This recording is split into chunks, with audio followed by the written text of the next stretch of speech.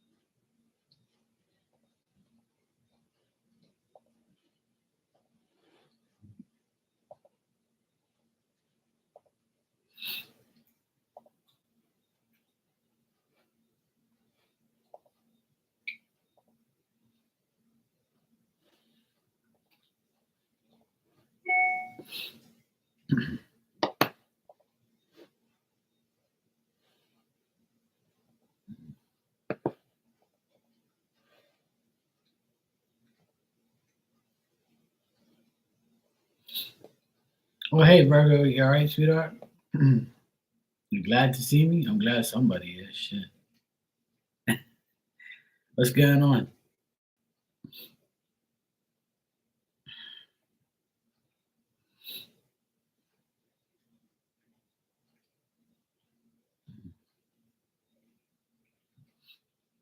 Getting like chills in the back of my neck.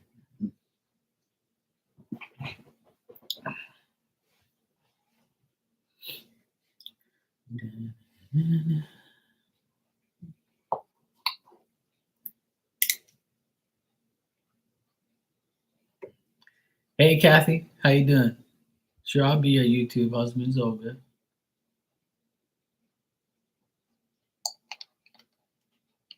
I always offer that service.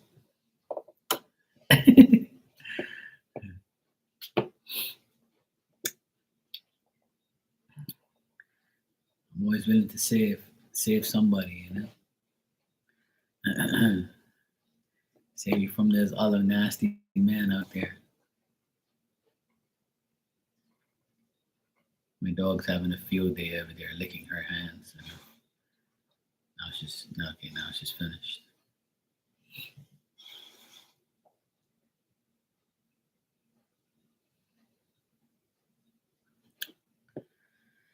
Oh boy,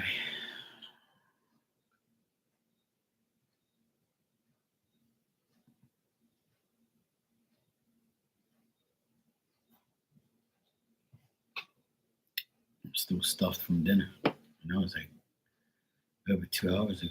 Shit.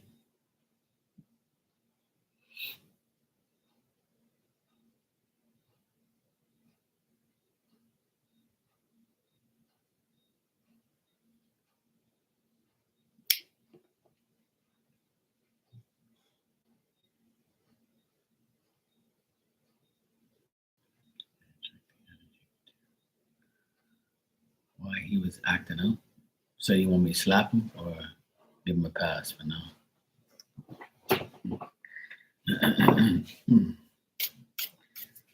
Pisces guys are like that. Pisces guys, they be fucking weird, yeah. That's one thing I've learned is Pisces guys, they be like some weird motherfuckers.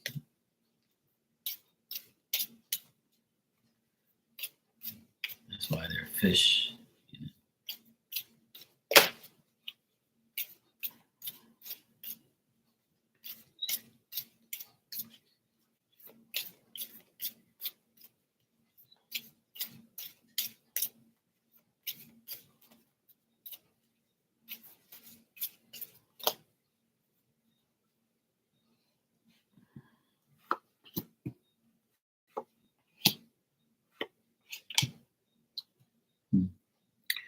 Well, he's not getting what he's wishing for. That's what it is. Like he doesn't like the fact that you guys ended your friendship, and he's waiting for some slow and partial change between you guys. He doesn't like to be away from you, or like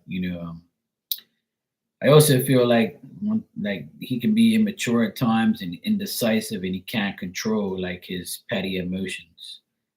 But like his wish is to like be more stable and be more fulfilled and shit. But the past still haunts him, you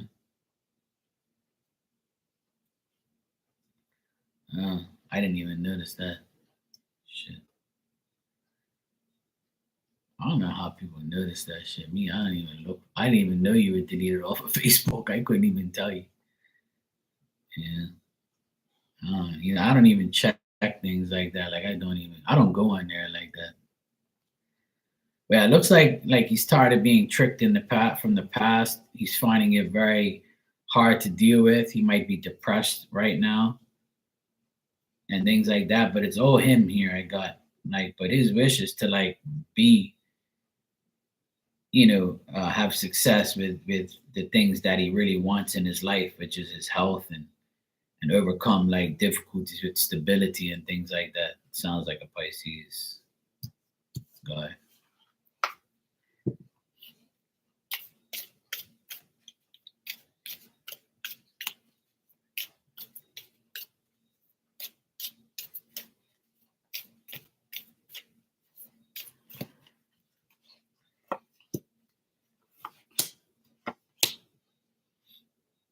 Like he's tempted to like say something to you, but he doesn't know how you're going to like respond to him. Like he wants to be kind, he wants to be compassionate, he wants to mean well, he wants to do all these things, but looks like he's going through difficult times. And like he's following his old ways. He's not been in any decent, worthwhile relationships. Like, and he thinks that you can be petty at sometimes, and he has indifference with you and stuff like that. He's trying not to be tempted to like give in to you. Like I see timidness around him and him not being very active. Like he means well, but he's got to sort himself out. Like, you know what I mean? He's got a lot going on in that brain of his, which most Pisces guys are like that. The ones I know, they can't do two things at once. They get too caught up in women and emotions and all that shit, and they like they know what they want, and they like try to come like go overboard. Yeah, like I'm not even getting that. He's in love with you or anything like that. It's just that he's like tempted to, like he thinks you're both like tempted to say something, but you don't. But there's like, a lack of faith between there. And if he's like one of those power trip guys, then he's probably like lost his power. Yeah. Like he doesn't think that you want him, to be honest. He thinks like you're not willing to make a decision. Like, so it looks like he's going through some bullshit like with his own life, which most of those guys are. Most of those Pisces guys that I dealt with 3 Pisces guys in the same year, in the same time, and they were all a bunch of idiots. All 3 of them were all hung up over women, and they gotta have the best woman in order to like for them to have like some type of, I don't know, they're weird. They get hooked on fine women like, and they go crazy. All 3 of them was exactly alike. And I was like, what the fuck's wrong with you guys? And all of them's birthday was right after each other too. They were all at the end of February. Not me. I'm not like that. Fuck that shit. I don't get hung over no damn woman like that. Never did, never will.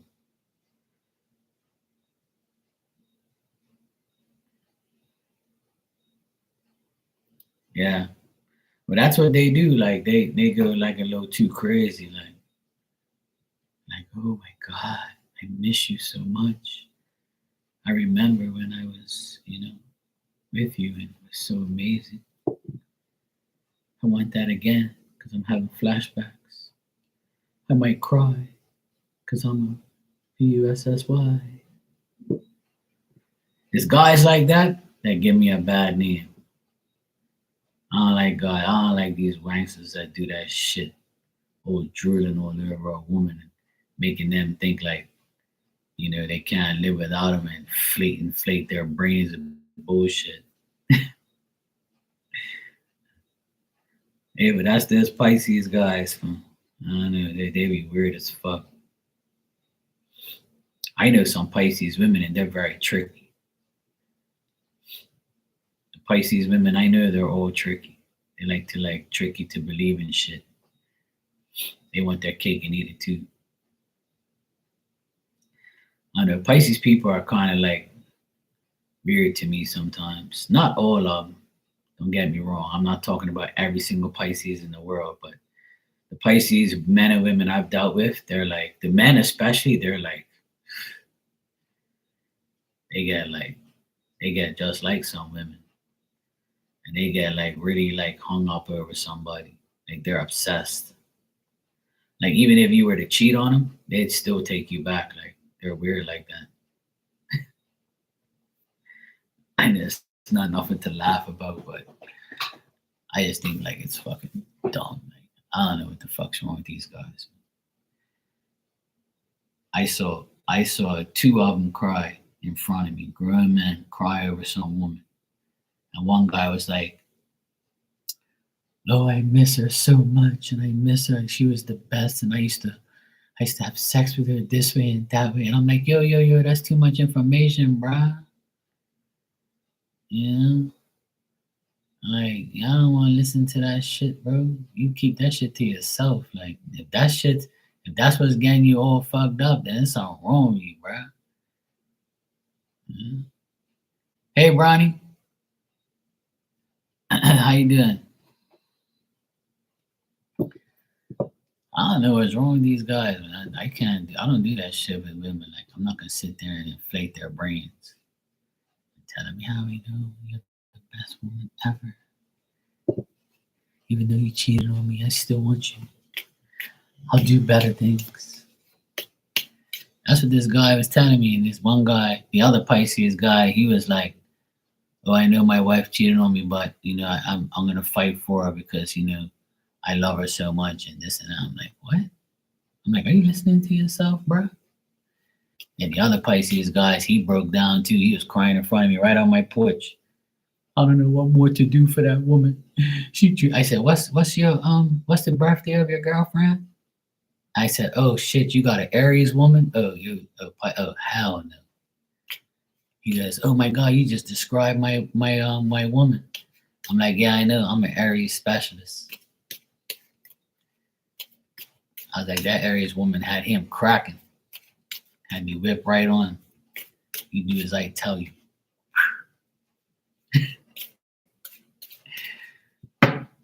I don't miss none of those idiots, that's for sure. Those guys let women run right all over them. Not my problem. Anyway. Yeah, Virgo, that's just the way he is, He ain't gonna change. Those Pisces guys, they be like that.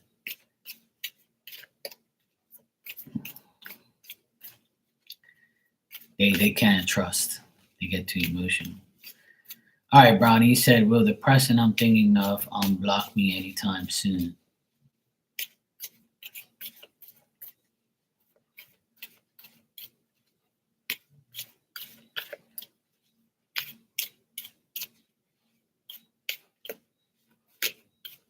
Brownie, you being a naughty girl for someone to block you?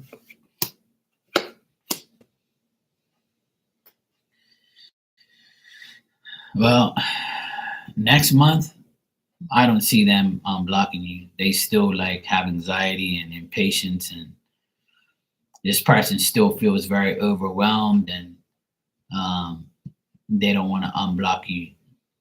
Not next month, Like they're thinking about it, but they're not gonna do it. Like they're very thoughtless and careless, and they don't really want to unblock you next month. So it won't be next month.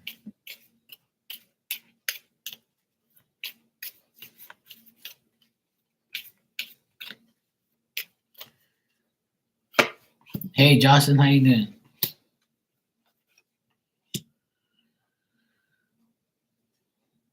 I don't see this person unblocking you anytime soon. No. Even in November, they're gonna listen to another woman, and the woman's gonna say some shit like, and then she's gonna be like, nah. Like this person doesn't want to make the mistake of unblocking you, if that makes sense. But I don't see them unblocking you. I don't get like positive cards. I don't. If you've been blocked, consider it a good day. Consider it a good person. I mean, a good thing. Because if that person unblocks you, then fuck 'em. Hey Joey, how you doing, my brownie twin? How's it going? I had cookie brownies yesterday. I made cookie brownies on Friday, and the room was all gone. I was thinking about you too. I said, "Oh, if Joey had one of these brownies, she'll be fine. She'll be good. It'll be magically delicious." Yeah, my nephew is like destroyed the whole pan. There's only like 4 or 5 left. Well, brownie, you're welcome, sweetheart. Just don't like dwell on it too much. I don't think this person's ready to unblock you, and I think that they're not willing to make that effort. They're not willing to make that. They're pretty preoccupied with themselves. They think that by doing it, they made their life better. But when someone blocks you, it's meant to be. Let them. At least it's a lesser person you have to deal with. Even though if you were, the one in the wrong, it still doesn't matter. It was meant to happen. So I would say in the next 2 months, they're probably not going to unblock you. I can't believe we're in a world where people block each other and unblock each other and ghost people. It's actually like the stupidest shit I've ever seen in my lifetime, to be honest. But I'll be honest, it's a good thing to have because you can, block weirdos and block idiots and, get rid of people. I believe in it, but I think it's also like childish at the same time. I'm blocking you.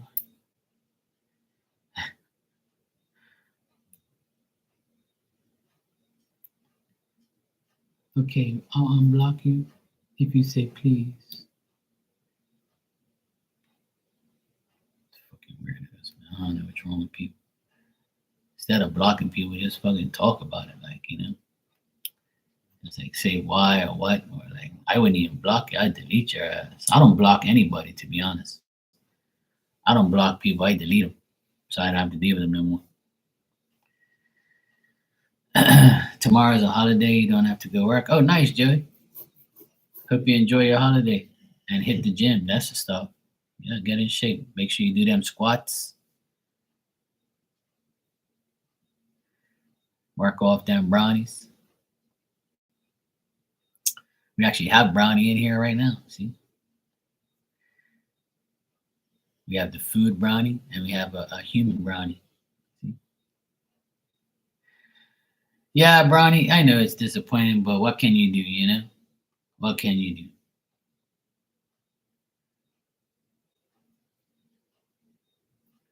Yeah.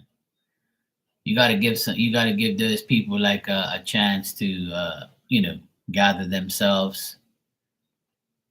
Yeah, we'll add ice cream. Yeah. In the swirl or something like that. With some strawberry or something. Sounds good. But brownie, I wouldn't even sweat it. If sometimes it's meant to be, like, sometimes it's just meant to be that the person is blocking you to protect themselves, or you can consider it as, spirit protecting you from that person to not get involved with them.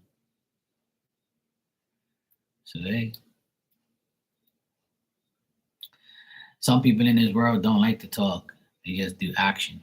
And then that's it. There's no talking. There's no belief in each other anymore and talking about things, you know. When things like that happen, you gotta just say to yourself, you know what? I feel like this happened for a reason and spirits got my back. That's all.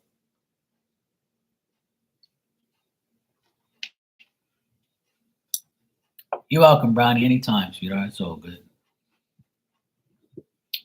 Just look at it as a positive thing, not a negative thing. Kathy, I got your donation. Thanks. You can ask your question when you're ready, sweetheart. My phone must have did an update. Fine. Fuck damn time.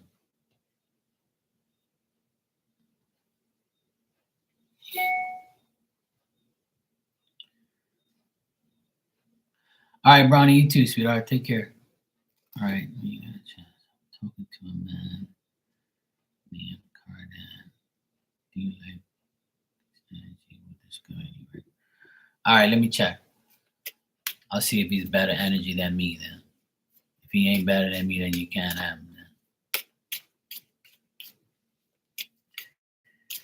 then.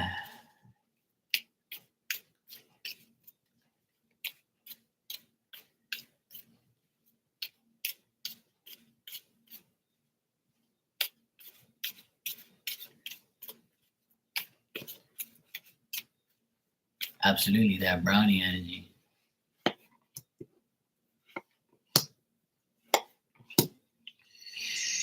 Ooh. Yeah, I don't really get nothing good here on Mr. Cardine.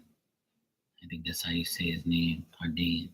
I would never name my child that, but whatever. Yeah. This guy seems like tricky, little deceptive. You know, he's like a person that's capable of swindling his way through things. Like he'll say something, he'll do whatever it takes to get his own personal gain. Looks like he's been through like a lot of troubled relationships. He can be very overwhelming at times. He's got a bad past. I don't think he's gonna face reality of like seeing you as somebody that he wants and he wants to be with. I just think that this guy is just more of like a person that would rather be in like a friendship vibe, and that's about it. Like he has some desires, about relationships. Okay, well that makes sense then. He's divorcing his ex. Well, that's why I see a lot of things here.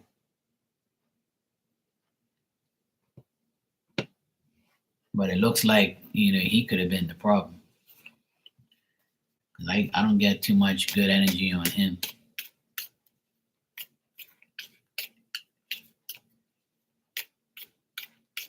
Yeah, that's what they all say.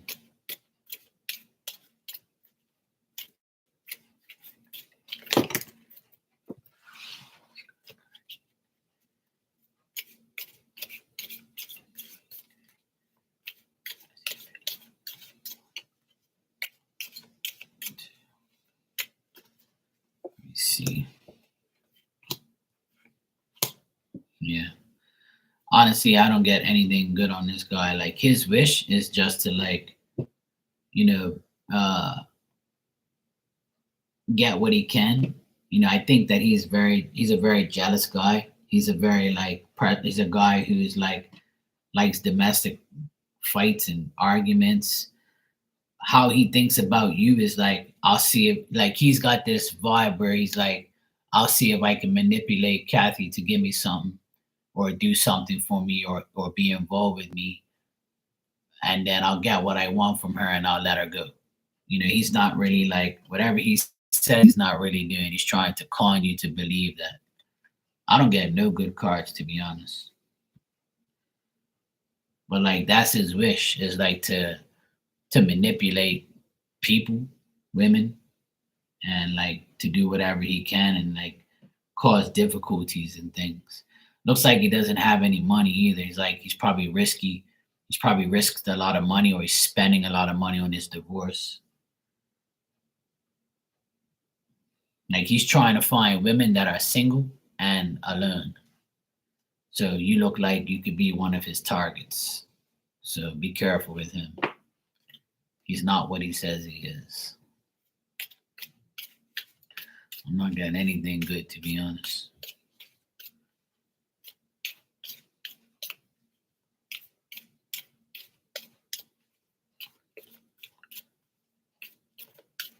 Let me just check one more thing.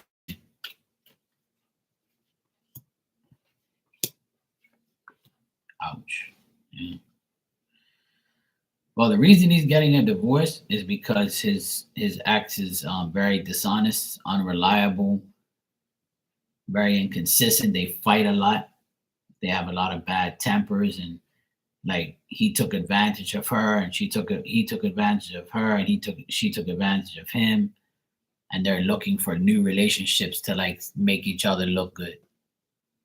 And that's sad because like even though I see that here in the cards, it's actually what happens in real life, every day is when people get divorced, they feel like, okay, I'm going to find somebody right away. So everybody thinks that I'm not the problem. You see what I mean? What I mean? Like, if you understand that, that's what's going on here. He's trying to find somebody right away to say, hey, look, I'm not the problem. See, I got another woman right away. Or I'm with somebody. So yeah, see, it's not me, it's her. So like he's trying to fill the void, if you know what I mean. I haven't got any good cards at all. Nothing. I didn't get any good cards whatsoever. I shuffled 3 times and I got all bullshit. Yeah, so if you suspect that, your intuition is good. And that's what he's trying to do. Yeah. You're welcome, sweetheart. No problem. That's what they do. They get desperate. I've seen it happen with a lot of my friends, and I always question their motives on doing stupid things like that. But I can't save them. I always tell them, take your time. No problem, sweetheart. Anytime. You always got me, so you're good. That's what I tell you always have Mark. It's best to have me than these lambs. What can I say? I'm in the same boat. I don't see any decent women around me. All the decent women are on here talking to me live every day.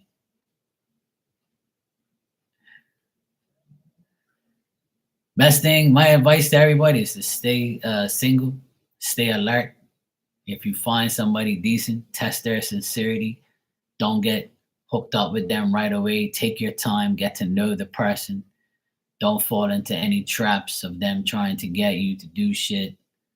Watch yourself. Be very careful with everybody because people are not genuine like that anymore. A lot of people are so annoying, you know?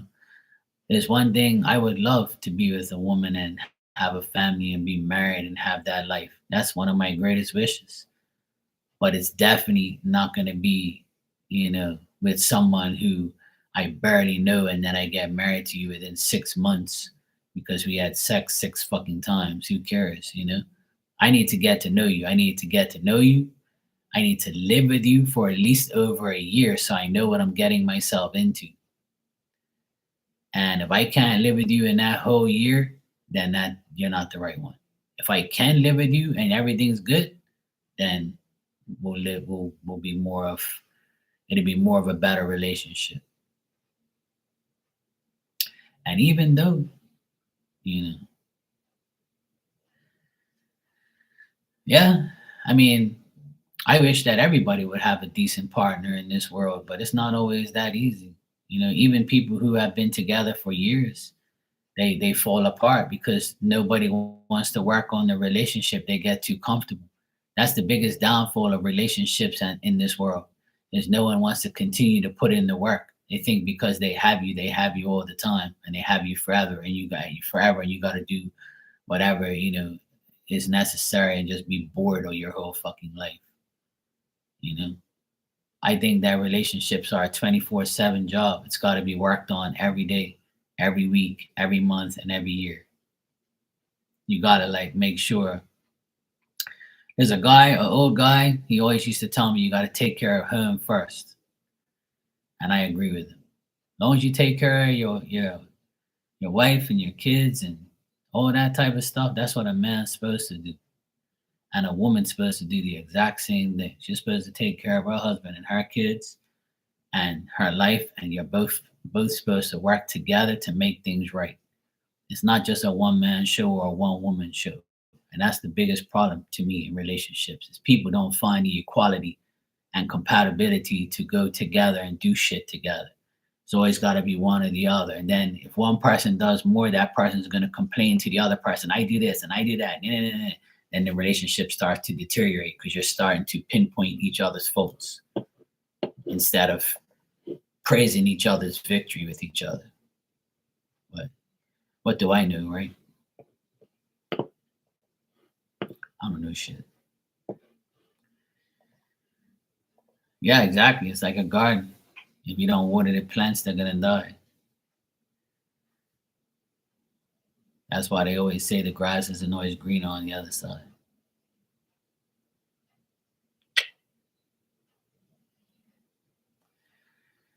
And that's why I'm still single today because I'm not putting up with that bullshit. I'm not putting up with no woman in my life that ain't patient and ain't reliable and ain't trustworthy. That ain't happening. Oh yeah, she's been sleeping all this time. She's kind of like snoring in the background there. Here. She wanted to be on camera today. She's so cute. I love her to death, even though she's a pain in my ass. She woke up hacking today. She was like, like 8 o'clock this morning. She was going crazy. She was like hacking and hacking. She never threw up, but she just hacks. And I'm like, what the fuck, man? I want to sleep in. Like, leave me alone. And it went on for like 5 minutes. So I had to come downstairs and then she walked outside. And then she was cool after that. And then I just left her out there and went back to sleep. Yeah, her fur is shiny. She needs a bath, but she has a beautiful coat.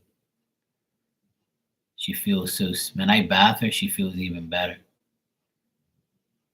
As she's gotten older, she's gotten so cute and so like calm.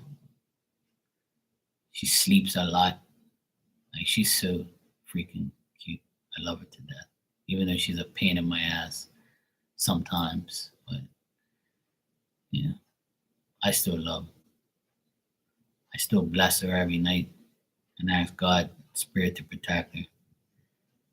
She deserves a good life. She's been through a lot of bullshit.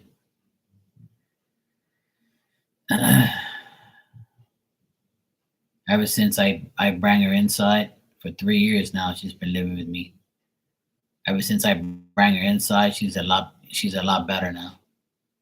She's a lot calmer. Oh, definitely. She definitely loves me, Johnson. Oh my God. She won't leave me alone. She's my shadow. I think it was like about 2 years ago, these guys came to install this hurricane shutter. It was like maybe 3 years ago. He's my cousin and he had like a helper, and the helper didn't really know me, right? So he's like, every time you move, that dog moves, man. She's like your shadow. That dog, that you can tell that dog's dedicated to you. I'm like, yeah, of course she is. I do everything for her. I saved her. I saved her from her previous asshole, my ex-brother-in-law. He used to treat her like shit. And then I bring her in here when we had the big renovation in 2021, 3 years ago. I bring her inside for good because I don't want her to fall in that pool because she fell in the pool twice already. And thank God I was there when she did. So I don't trust, like, she learned now. Like the pool's been there for 3 years now, so she knows not to go near it or else she'll fall in there. Cause she doesn't know how to she knows how to swim, but she panics. She doesn't like the water. She hates it. She hates going in that pool. She's been in there a couple of times, but she She's like, hell no. She sees me in there and she doesn't care. I always tell her, come on, let's go. She's like, nope. Yeah, I spend pretty much every day or every other day. The last time I went in there was once Friday. Yeah. You can hear it's just snoring louder now and twitching. But yeah, it's the water is actually getting like cooler, but I still go in there because the temperature is pretty decent. But yeah, I love I use the pool almost every day or every other day. Oh yeah, definitely. Yeah, I do exercise. I go around the pool. I actually sit on like a noodle thing crossways or like a bowl or something, and I can float and I paddle like with my legs and I go like that with my arms and I go around and around and around. Then I get off of that and then I do um like I with no floating device, I'll like stretch my legs, like completely do like jumping jacks, like type of shit. Like I'll go up and down in the water and push my legs apart and like do all sorts of like I'll go on the ladder and I'll like hold myself against the ladder and stretch my arms way out and try and crack my back while I'm in there. Yeah, I'm always in there. My nephews laugh at me because they're like, "You always doing those damn exercise things." I'm like, "Yeah, it's the best place to do it. It frees up my body." Yeah, yeah. So like I use the noodles sometimes, and we have like three basketballs inside the water and a basketball hoop. And the ball's about like maybe about that, like 10 inches. And I'll sit on it, like and I'll float. And then I'll just like do certain things. Or I'll go on top of the ball like this and I'll hold it and I'll try and push it into the water and like I'm doing push-ups. Yeah, exactly. I love it to be honest. They all laugh at me. My sister and my nephews laugh at me all the time. Yep, I clean it. Not I take the net and I take like there's usually like little tree frogs in there every day dead. They jump into the water and then they end up dying. Sometimes there's like roaches in there or like bugs and shit. I'll scoop them out every day if I see them. Leaves, debris, or flies and shit. There's always something. Yeah, tree frogs. Yeah, they're like little tiny little frogs that make noise. They're annoying as shit. But they can't hang in there. They'll go into like the little skimmers. They'll go into skimmers and they'll survive because they get out of the water. But they can't actually stay in that water the whole time because they'll die and they do die. So I have to scoop them up every now and then. But they're very small. They're like, size of my thumb. They're not that big. But there's like bigger frogs that we have. They go in the water and swim around and then come up. And we have two pigeons that come there and take baths and shit on the step, and they annoy the crap out of me, and I want to kill them because I can't stand when they shit in the pool. They fucking want to kill them. But I know they don't know any better. They're stupid like that. So, uh, yeah, ribbit, ribbit.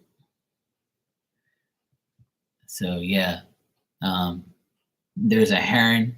There's a big gray heron. Um, he comes in there, he dive bombs bugs in there, and he takes a bath in there sometimes. I've seen him do it. There's always feathers in the pool from the birds. Always.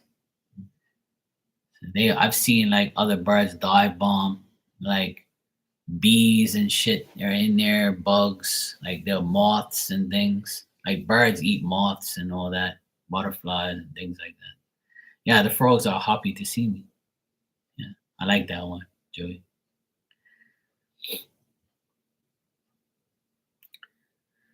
So yeah, I always have to clean the pool out.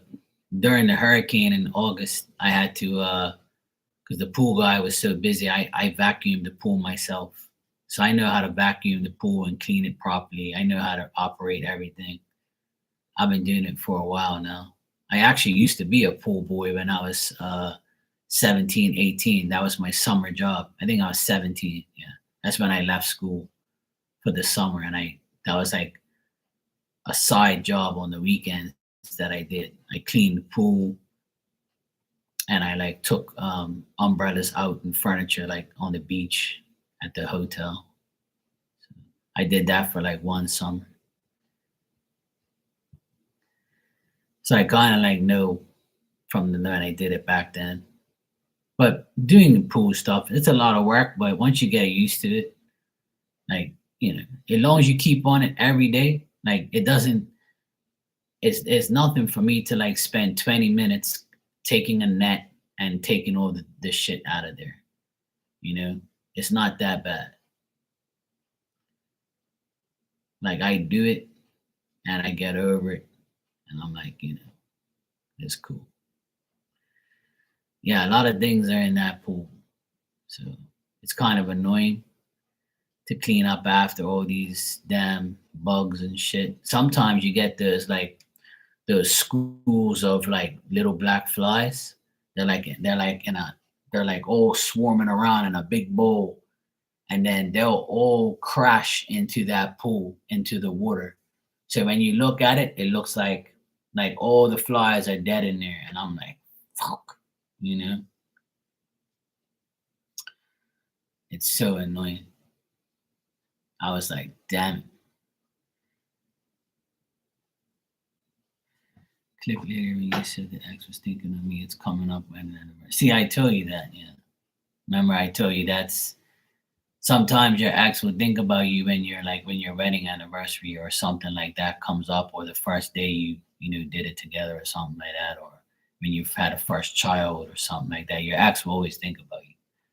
So yeah, those cards will. If it don't make sense right then and there, it'll make sense eventually. I'm sure it will. So yeah, it happens, Justin. Yeah, yeah.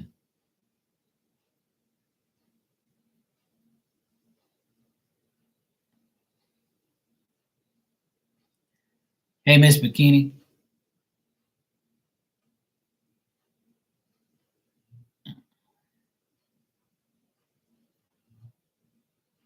Okay. Oh yeah, I know. You think that's expensive? You should come here. You'll see expensive. Do you know that I bought a 8 foot length of 1 by 12 and it was $54? A whole sheet of plywood costs $170 right now because of the inflation and the prices of containers to ship them to Bermuda. Everything's gone up like by not $10, not $20, like half the price. Yep, it's ridiculous. It's absolutely ridiculous.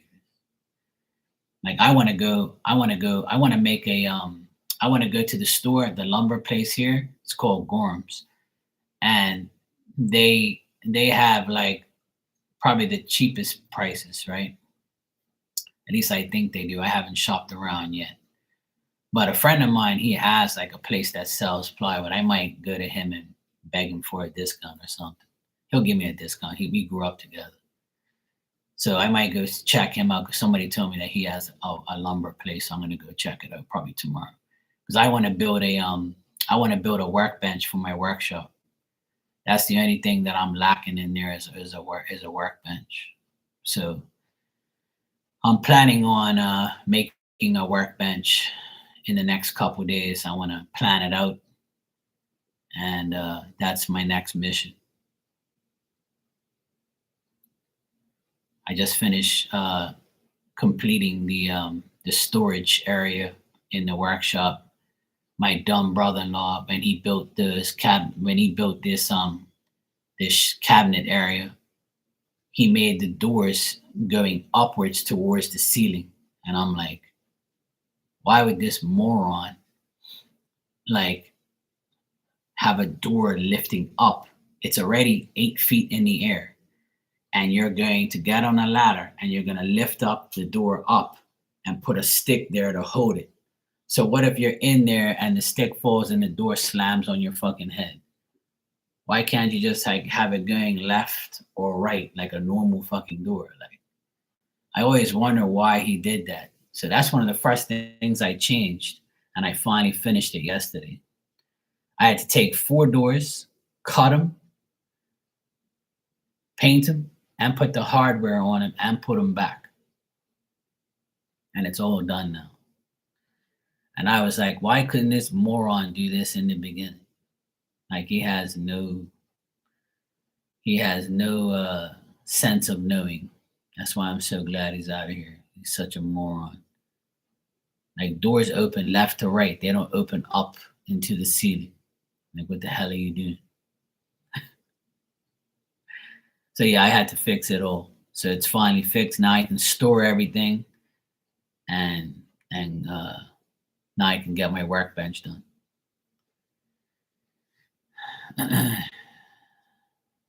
You put Vicks on your feet. Yeah, that's that good stuff. See, tell you got to put Vicks on your feet. Yeah, people think it's a joke. It works.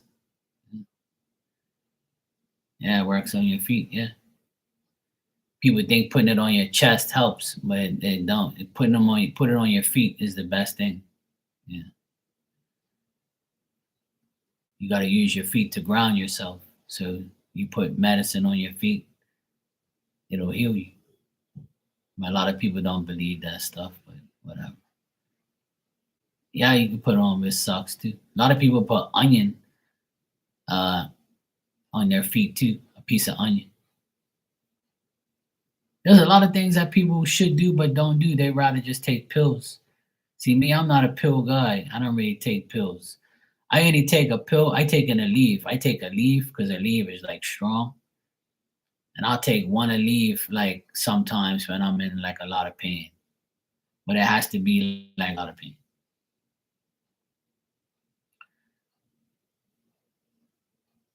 Yeah, I can't deal with pills. I've never been a pill popper.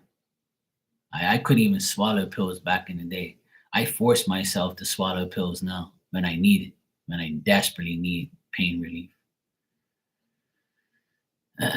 Yeah, I need to do that myself, Joey. But to be honest, the best thing that I can do for me that works for me a lot is walking. I need to go walking again, but it's so hot to go walking right now. I gotta wait till next month. I'm so glad that September's like almost over and October's coming. It's gonna get cooler. It's already getting cooler at night. So like right before nightfall, I'm gonna go walking every day for half an hour around the neighborhood here. So I'm gonna really motivate myself to do so because I need to go walking every day for half an hour so it relieves my legs and my back. Now I'm not in a heat wave, but it's still like it's like 83 degrees and it's like 70 something humidity. So it's that dry, nasty, sweaty heat. And if you go walking outside, you're gonna be like sweating for days. You're gonna come back soaked like you just came out of the pool from sweat. And I can't handle that. Like it's just annoying. It's not good for you to do that shit, you know? Your body gets drained too much. So when it's like nice and cool, like at night, at like 6:30, 7 o'clock, it's like nice and cool. The sun's gone. And I'm like, yeah, okay, cool. I'm gonna go walking real quick for half an hour, and then I'll be fine. I'll be happy. Once I do it for like a whole month, my whole body's gonna change. I know it. But I really have to motivate myself to start doing it because my back's not getting any better, and I'm not getting any younger either. So I need to really like go walking every day. I got some nice new walking sneakers too, so I'm gonna get my ass out there. Miss Bikini, I'm the same way. I wear slides all day, flip flop slides, whatever you want to call it. I wear slides every day. I'm barefooted right now. I don't wear socks unless I have to like wear sneakers. Like I rather be barefoot or have slides on every day. I hate putting on sneakers and shoes. And I have like tons of sneakers. But yeah. Yeah, we have seasons, yeah. We're all yeah, of course we're twins.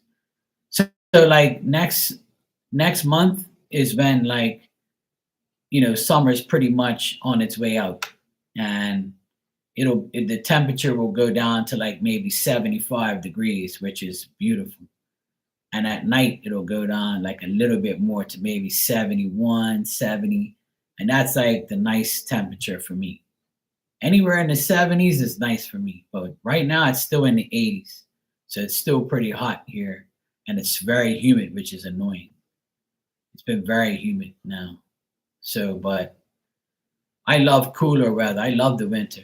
I'd rather have winter like 70s, 60s, and 70s forever. Hey Marley, what's up, sweetie? How you doing? But humidity here is the biggest killer. Yeah, Justin, bare feet on the grass. Grass is what I do every day. I walk out. I have grass right here, like basically 20 feet away. And I have like a big cedar tree out here, and I have like grass. And I'll walk on that grass almost every day when I get up. I'll go out there, I'll walk on the grass, take my dog out there, and I'll walk around on the grass constantly, or even barefoot on the ground plenty of times. I go barefoot every day. I'm barefoot right now, and I'm always barefoot everywhere I go. But when I get in the car, I'll put on my slides. When I have to go somewhere, like when I have to cut the grass, I'll put on like socks and shoes, sneakers, I mean, things like that. If I have to go somewhere, shit like that.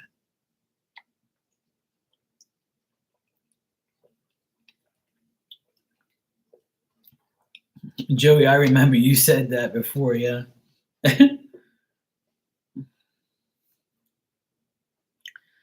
Dang, he's 8 months old and 92 pounds. Holy shit.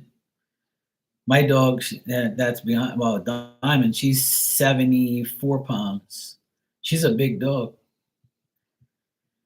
She goes 10 years old in February. And a lot of people say, oh, boxers don't last that long. I'm like, nothing lasts long if you don't deal with it properly or you don't treat it properly. The reason she's that old is because of me. I'm the one who takes care of her. My pit bull was 15 years old when he died. People always say stupid ass shit. Like, yeah, those dogs don't last that long.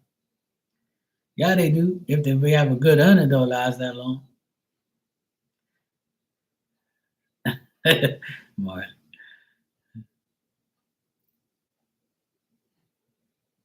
Oh, there you go. Yeah, see, you've been treating them good.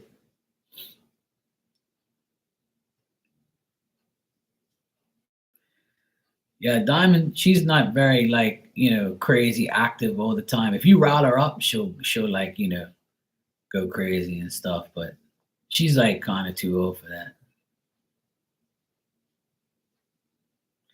Well, my brother-in-law, my ex-brother-in-law, when he refuses to pay for the dog even though it's his. He bought that dog.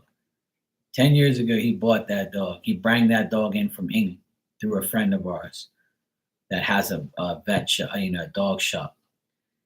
And he never took care of that dog. That dog was always skinny. Her ribs were always showing. He would feed her once a day and not give her anything else. He treated that dog like shit. He used to like kick her and hit her and shit and like treat her like crap. And then like she was always scared. And then back 3 years ago, I told him that, look, I'm gonna take her inside because I don't want her to fall in the pool. I'm gonna let her live with me. And he's like, yeah, that's cool. I don't care. You can have her. She's a pain in the ass. I hate that dog. Blah blah blah. I'm like, okay, well, I'll take her then. She'll be officially mine. You can go fuck yourself. So ever since she's been with me, living with me in my apartment, she's changed. She's a whole different dog. She knows I saved her. See, She knows. And he told my sister and the lawyer 2 years ago that she's not going to reach 8 or 9 because boxes don't last that long. Meanwhile, she's going 10. And I wanted to tell him, you know why she's lasted this long? Because she's in my care and not in yours. If she was in your care, she would have died. Like the last boxer you had died at 7 because you treated her like shit. And you didn't do anything for the dog. So that's why she lasts a long time with me. Because I treat her right. I don't hit her or abuse her, or sometimes I have to correct her. I'll shout at her or something like that, but I would never hit her. Like, I'll smack her on her butt if she's rude or something, but not like, full force or something. I'll be like, hey. Yep, he's definitely that. But he's getting his karma every day, that's for sure. Fucking piece of shit. Yeah, he refuses to pay. He refuses to pay for the dog and told the lawyer that she's my girlfriend. I can pay for her. That's what he told the lawyer. He told the lawyer that this dog is my girlfriend and I should be paying for her because I take care of her, even though the dog belonged to him and he bought her. I told my sister, don't pay him any mind. I'll do whatever it takes. I'll take care of her, and she's my dog, and I'll do whatever I want. So, and that's why she's a better dog now than she's ever been.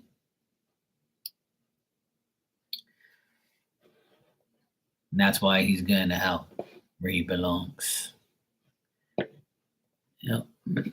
And people who abuse animals are going to hell anyway.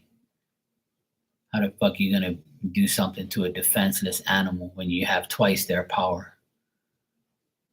Some animals, obviously. Yeah.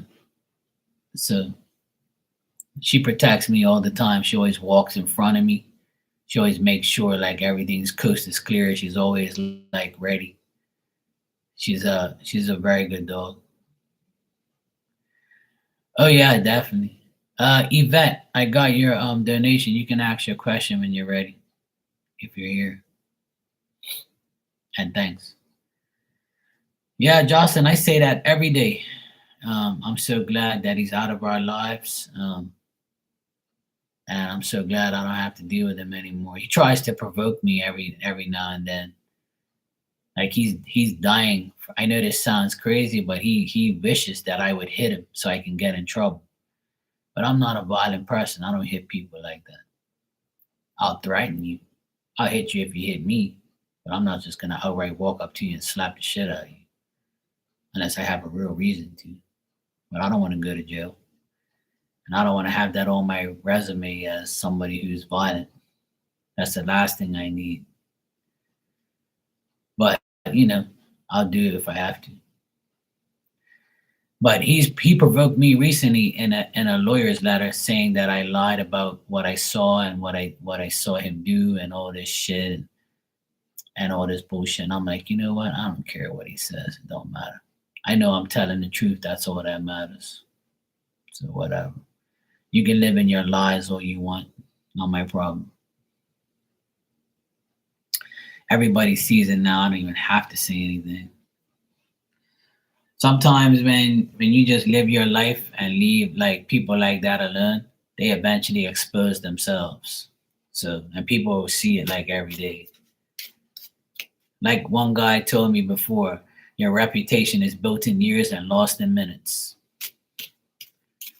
So I'm not going to lose my reputation of being a decent person all these years just to lose it in minutes for slapping the shit out of you.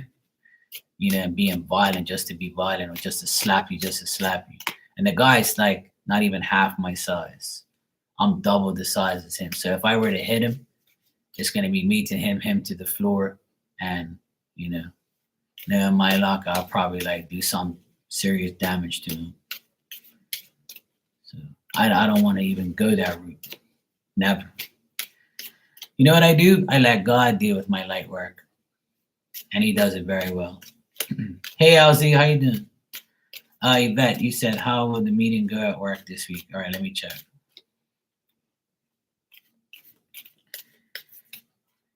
Yeah, exactly. Yeah, exactly, Joey.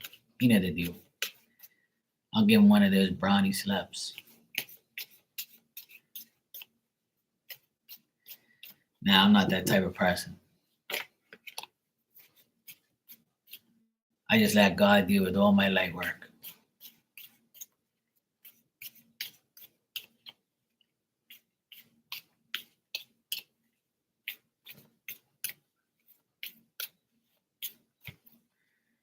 All right, Yvette.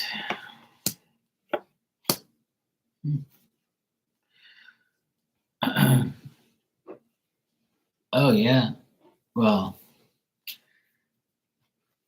that's a good way of putting it, Joey. You know, because they do have to go see him before they go somewhere. So, yeah. That sounds about right. I'll use that one too. Yvette, I'm getting that if you make a good choice about this meeting, when you deal with this meeting, it's going to go well. I just don't ignore opportunities and don't be shy. Make sure you proceed with the meeting. Don't be hesitant and don't make any bad decisions or faulty choices. If you don't do that, then the meeting that you have, if it's involving you and another woman, there might be a woman there that asks you things and does things, but the activity of the meeting and the whole situation will go well. I got all positive cards, but the only thing I don't get positive is like you might be a little shy or you might feel like you don't want to proceed. Just make sure like you really, really pay attention at the meeting to every detail. Write things down, um, like get a pen and paper. Make sure you look like you know what the fuck you want. You know what I'm saying? Like whatever you do, don't be shy. Like talk up. Like this could mean everything. You know what I mean? So overall, I got the Ace of Swords, which means victory, which means you'll be successful. Everything will go well, but you have to like put your emotions into it. You have to feel it. You have to want it. I feel like if you're honest about everything and you like show your vision and tell them your visions as well at the meeting and tell them what you want, everything will go according to plan. There's a saying that I have: closed mouths don't get fed. So if you don't talk, ain't nothing gonna happen. You're just gonna be a bump on a log. So you can't be shy. You have to speak up. You have to say whatever. When they tell you something or ask you something, be very honest. Don't be like shying away from anything and put your all into it. And tell them exactly what you fucking want. You know what I mean? So make sure you proceed with nothing but determination to get what you want out of that meeting. That meeting could like make or break you, but it's gonna go good either way. But you have to do your part. It depends on you. In the very beginning of that meeting, you're gonna be, tested with some things, or you're gonna be asked some things. So you have to like make sure you say and do the right thing. And if you do, you'll come out the winner. So I don't know if you're shy, but at that meeting is not the time to be shy. Turn into the Virgo that you are, okay? Because you damn Virgos can be like that sometimes. You hold it in. Don't hold it in. Just fucking say it, You be fine, Yvette. I got good things. So, speaking of Virgos, yeah, you didn't gotta know you. You didn't gotta know you damn people. I know you. I got Virgo moon, so I know I had to jump over that motherfucking moon to get to where I wanted. Yeah, that's what I'm saying. You gotta bring that Virgo out of you. And that's why you're called Virgo. Go do it. Yeah, just don't say the wrong thing. Be very, diligently proceed with cautious, but make sure you're not shy. Yeah, you say what you want. You know what the meeting's about. You tell them what the fuck you want.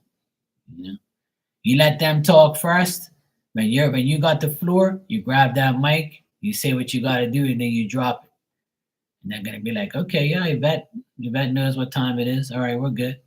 Okay, this, and this is gonna happen, and boom, you're good to go. But I got positive cards, all positive things, and I got 3 of Wands here, which is the work card to me. That means business, having strength, negotiations, coming to like a conclusion, getting things done. So you got the Ace of Swords, 3 of Wands, Queen of Cups.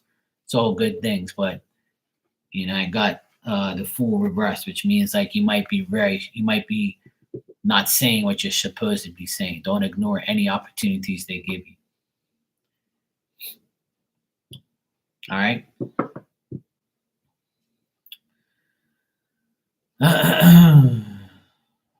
LZ said, let's get the energy for me post eclipse. I didn't even know there was a damn eclipse going on. I ain't got no time for no damn eclipse and retrogrades, and I don't even fucking worry about that shit no more. If I don't know it's there, it ain't gonna bother me.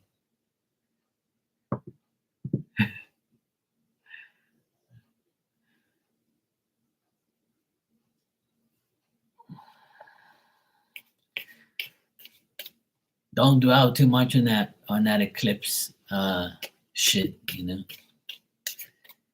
that just gives you something to blame, which is good. It's nice to blame an eclipse more than a person, but I don't give a fuck about no damn eclipse. That's what happened to my parents. See, they must have made me on an eclipse, or I was born on an eclipse. I have to go check. That was a long time ago. That's what I told them. I said, something must have happened because I'm different from you guys. You must have had me on a full moon or an eclipse or something. I always tease them about that. I was born on Sunday. See, that's what it was. Sunday fun day. I was born on a holy day.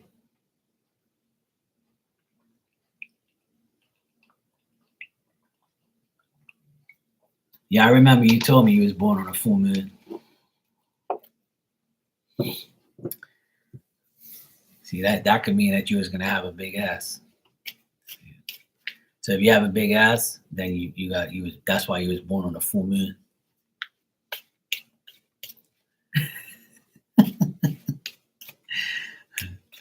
All right, let me see what I got for you.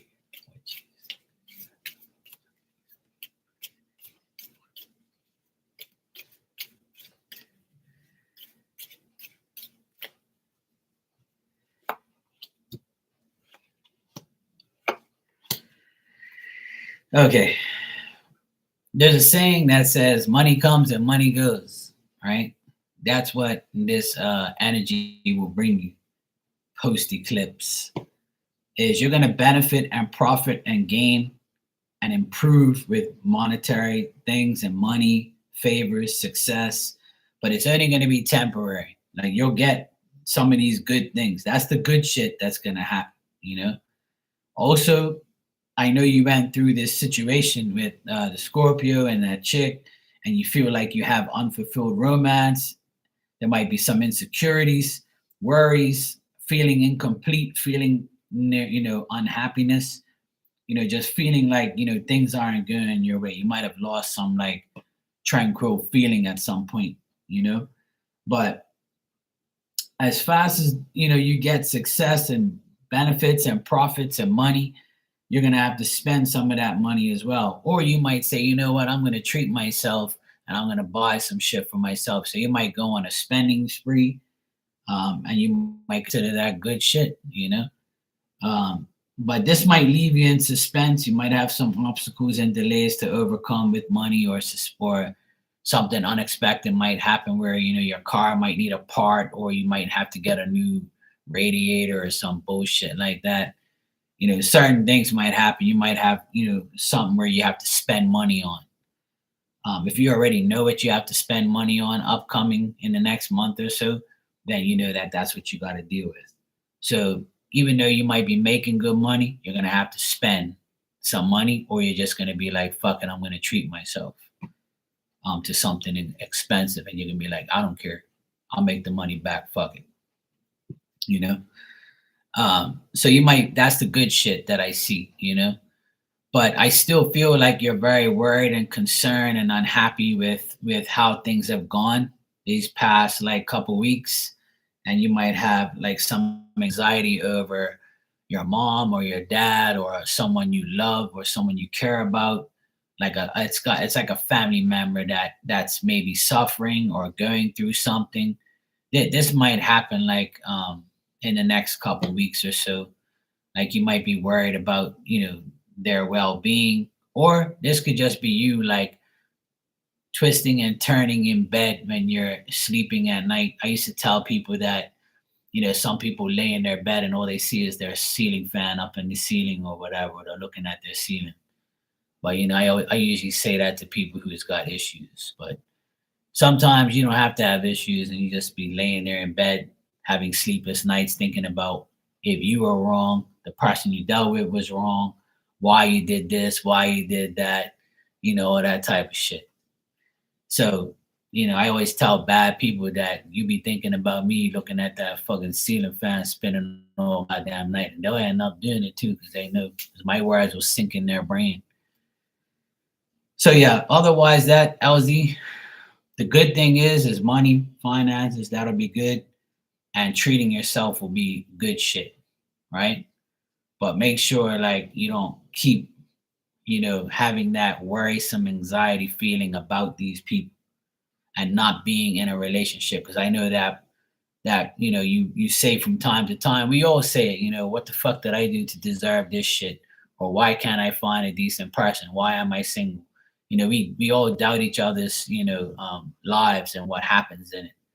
But we shouldn't, because all we should all do, including you, is when something doesn't work out in the love department, it's meant to be. It's spirit saving you. God saved you from being with another idiot. That's how you gotta look at it. And if you look at it that way, it'll make you feel so much better about yourself. You got me? Because deep down inside, the people that get hurt like that are the people that want to love and want to show their love, but they just end up showing it to some moron that don't accept it. So try not to have anxiety over those things. That's the main thing there. So that's the good shit, is getting over the bullshit and winning in life. And treat yourself. It works. I treated myself this past 2 years.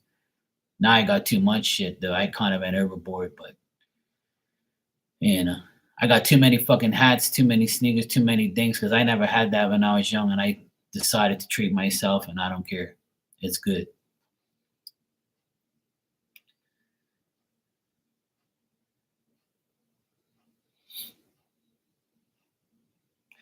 Yeah, that's probably what it is. So you got an hour of sleep. Yeah. So try not to. I know it's hard. Hey Dan, how you doing, brother? So like, try not to think about those things. Try to look at it in the most positive way you can, and take my advice. Just know that even though it didn't work out, don't blame yourself. Forgive yourself for making a bad decision dealing with these people, and keep your distance and work on yourself so much that you love yourself so much that you don't even need nobody. All you need is yourself. That's all you got to do. Trust me, it works.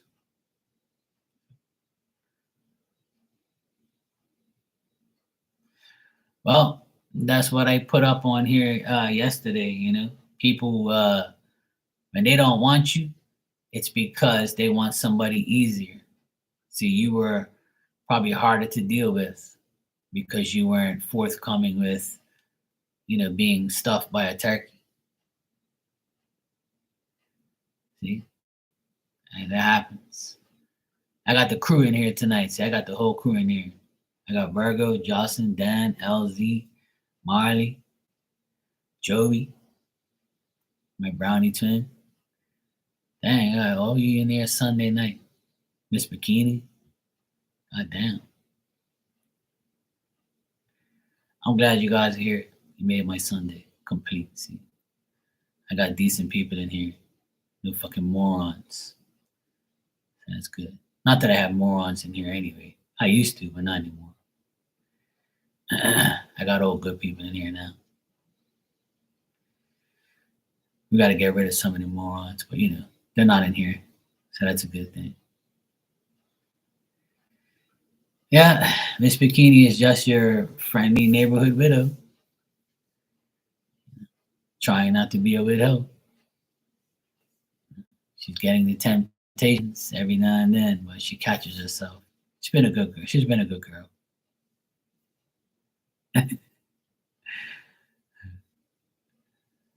Yeah, she can't be a widow. No, it's Sunday. You got to be a good girl. You got to be a good girl. Don't be a widow. I knew a lot of widows in my lifetime. Their husbands are rolling over in their graves. Not my problem. It wasn't me. I wasn't with them. I'm not contributing to that.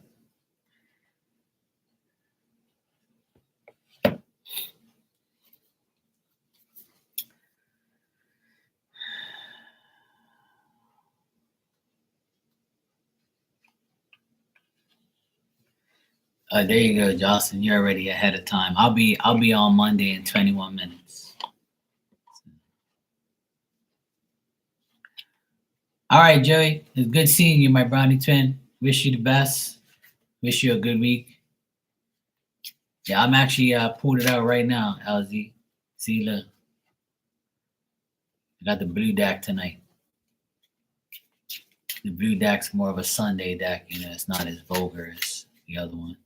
Some can be vulgar. Yes, Joey, enjoy your night.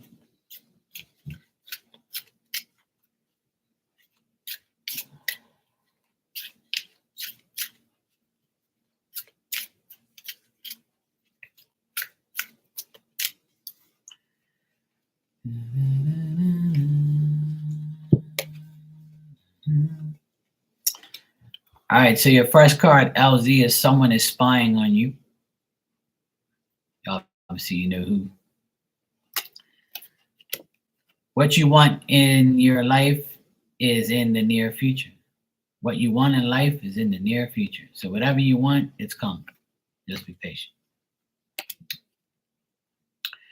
A new job or promotion is coming your way. I know you don't want a new job, but it could be like a promotion coming your way, or if none of the above is coming your way, just good times at work. I already told you this yesterday that work's going to be good. So this can just mean like work is going to be good, or you can get a promotion, So, and on the bottom it says, love yourself first. See, can't make this shit up. I knew I was psychic on Sundays. I knew it. You haven't had a blue deck message yet? Well, today was your first one. See that? I'm psychic on Sundays. I just knew you didn't have it, so that's why I gave you that.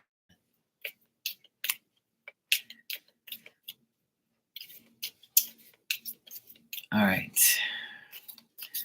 I'll go down the list of people here. If you guys want a message, I'll give you one. All right, Miss Bikini. Let's see what we got for you.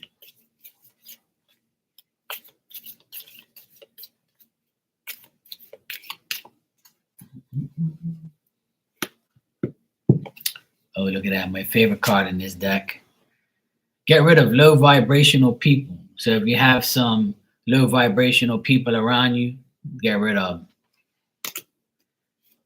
Have some patience. It will happen soon. So whatever you want to happen, have patience. It'll happen.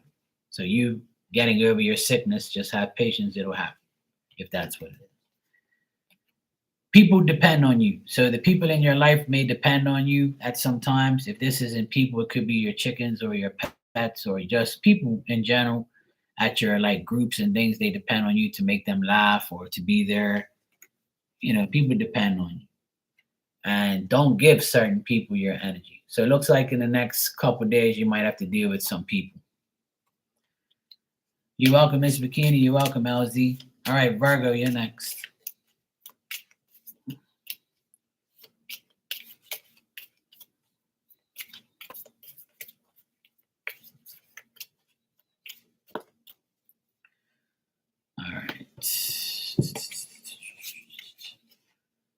Virgo, you want a new relationship or friendship. Yes, you do. You want a new relationship or friendship.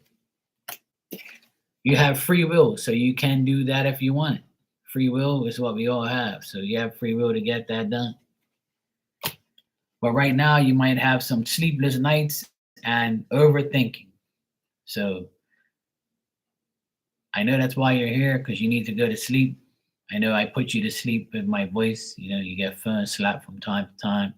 But try not to overthink about these idiots, people out there. And watch your back. These people are whack. Whack ass Pisces, see, tell you. Yeah, there you go, Miss Bikini. See, they do need you.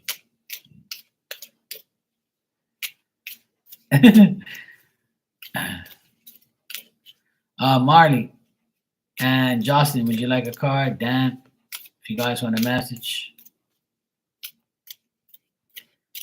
All right, Jocelyn. You're welcome, Virgo.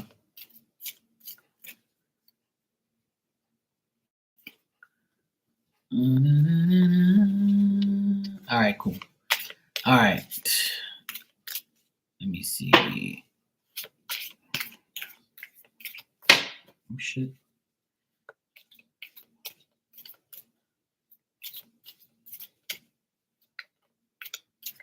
All right. Fine. Shuffle without anything falling. All right. I don't know why I keep getting this card for a lot of people, but Justin, you might also have some overthinking and sleepless nights. So you might be overthinking. You might not have that much sleep, but try to get better sleep and try not to think too much, especially when you're going to sleep. So get yourself balanced, and these things will happen. And all you need to do that is self-confidence and stability. So the more you have self-confidence in what you believe and what you want, and you have the stability, then you won't need that, thinking. And in a few weeks' time, you know where you're going to be, happy as can be, with your daughter doing what you want. So in a few weeks' time, it'll all be good. Yes, we all do sometimes. All right, Marley, you're next.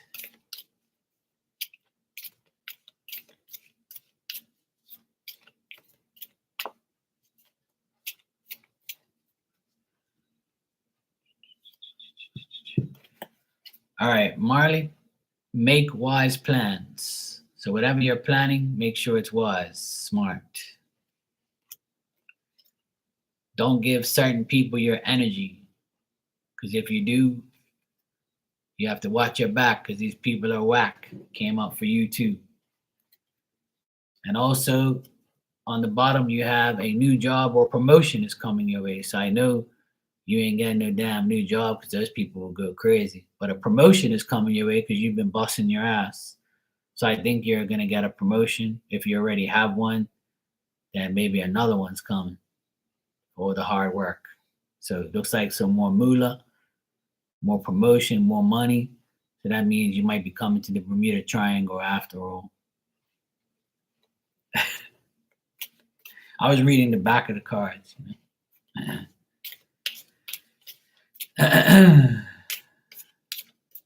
You're welcome, Mark. Yeah, I know. I remember you saying that you've been doing overtime and shit. You're welcome, Johnson. All right, Dan the man. See what we got for my favorite Leo when he sleeps. All right, Dan.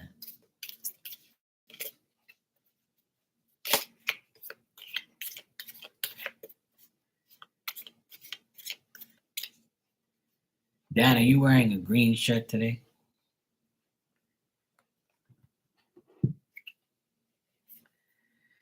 All right. Dan, you have and want family support, or people want family support from you, or you support your family, or you have or you want that. So you have green underwear. I knew it. It's okay. Better opportunities are coming.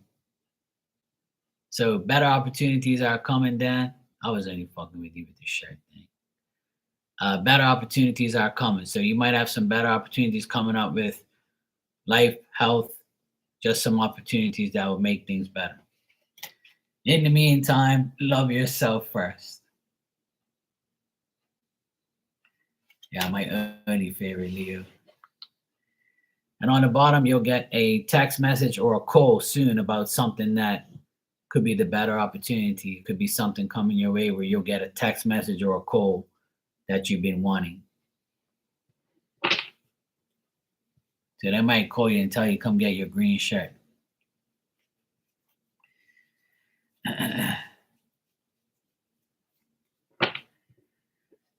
Maybe you have to wear a green shirt or something like that.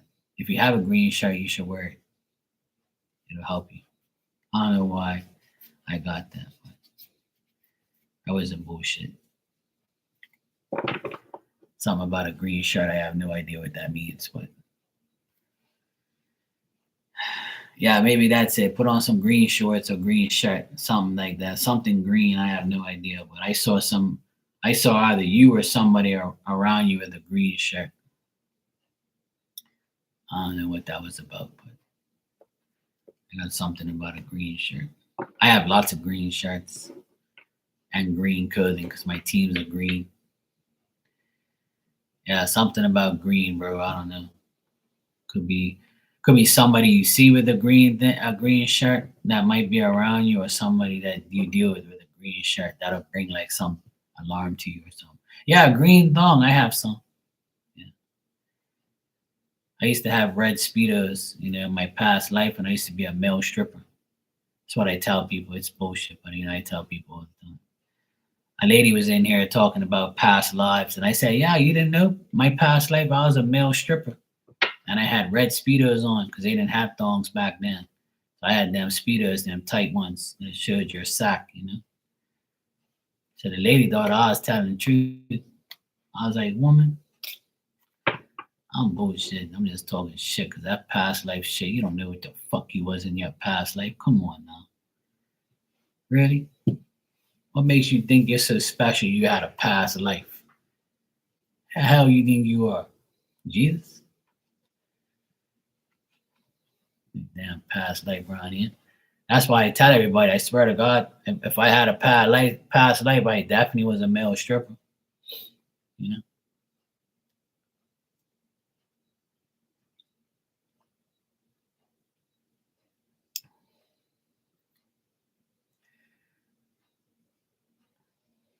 When I said that story, my friend Star Lourdes Terror was in here, and she cracked up, and we always make that joke about the stripper pole with the red speedos.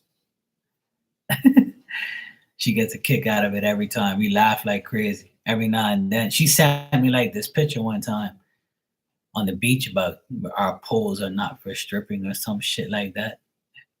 It was hilarious as shit. I forget what it was, but it was something like that. We joke about it all the time.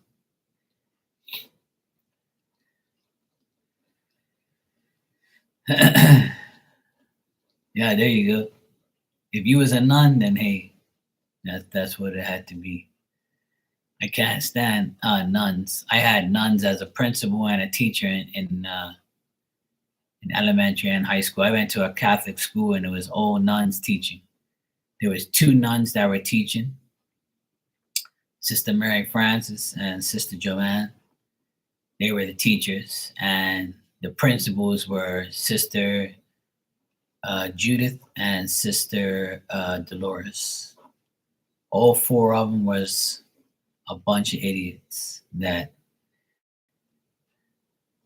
and they definitely ain't in heaven, that's for sure. I guarantee you that. Because all four, they were nasty. If they were women of Jesus and God, they would never been doing that shit. They were a bunch of morons. They were bad bitches. They had any type of if they had any type of decency, they would do a lot more for people, but they didn't. They were too greedy, selfish, and Sister Judith, she's gone and dead right now. May she rest in hell.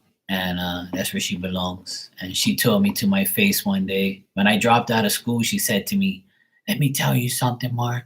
You're never going to be nothing in life if you don't graduate and become somebody." And I'm like, "Really? So you think that?"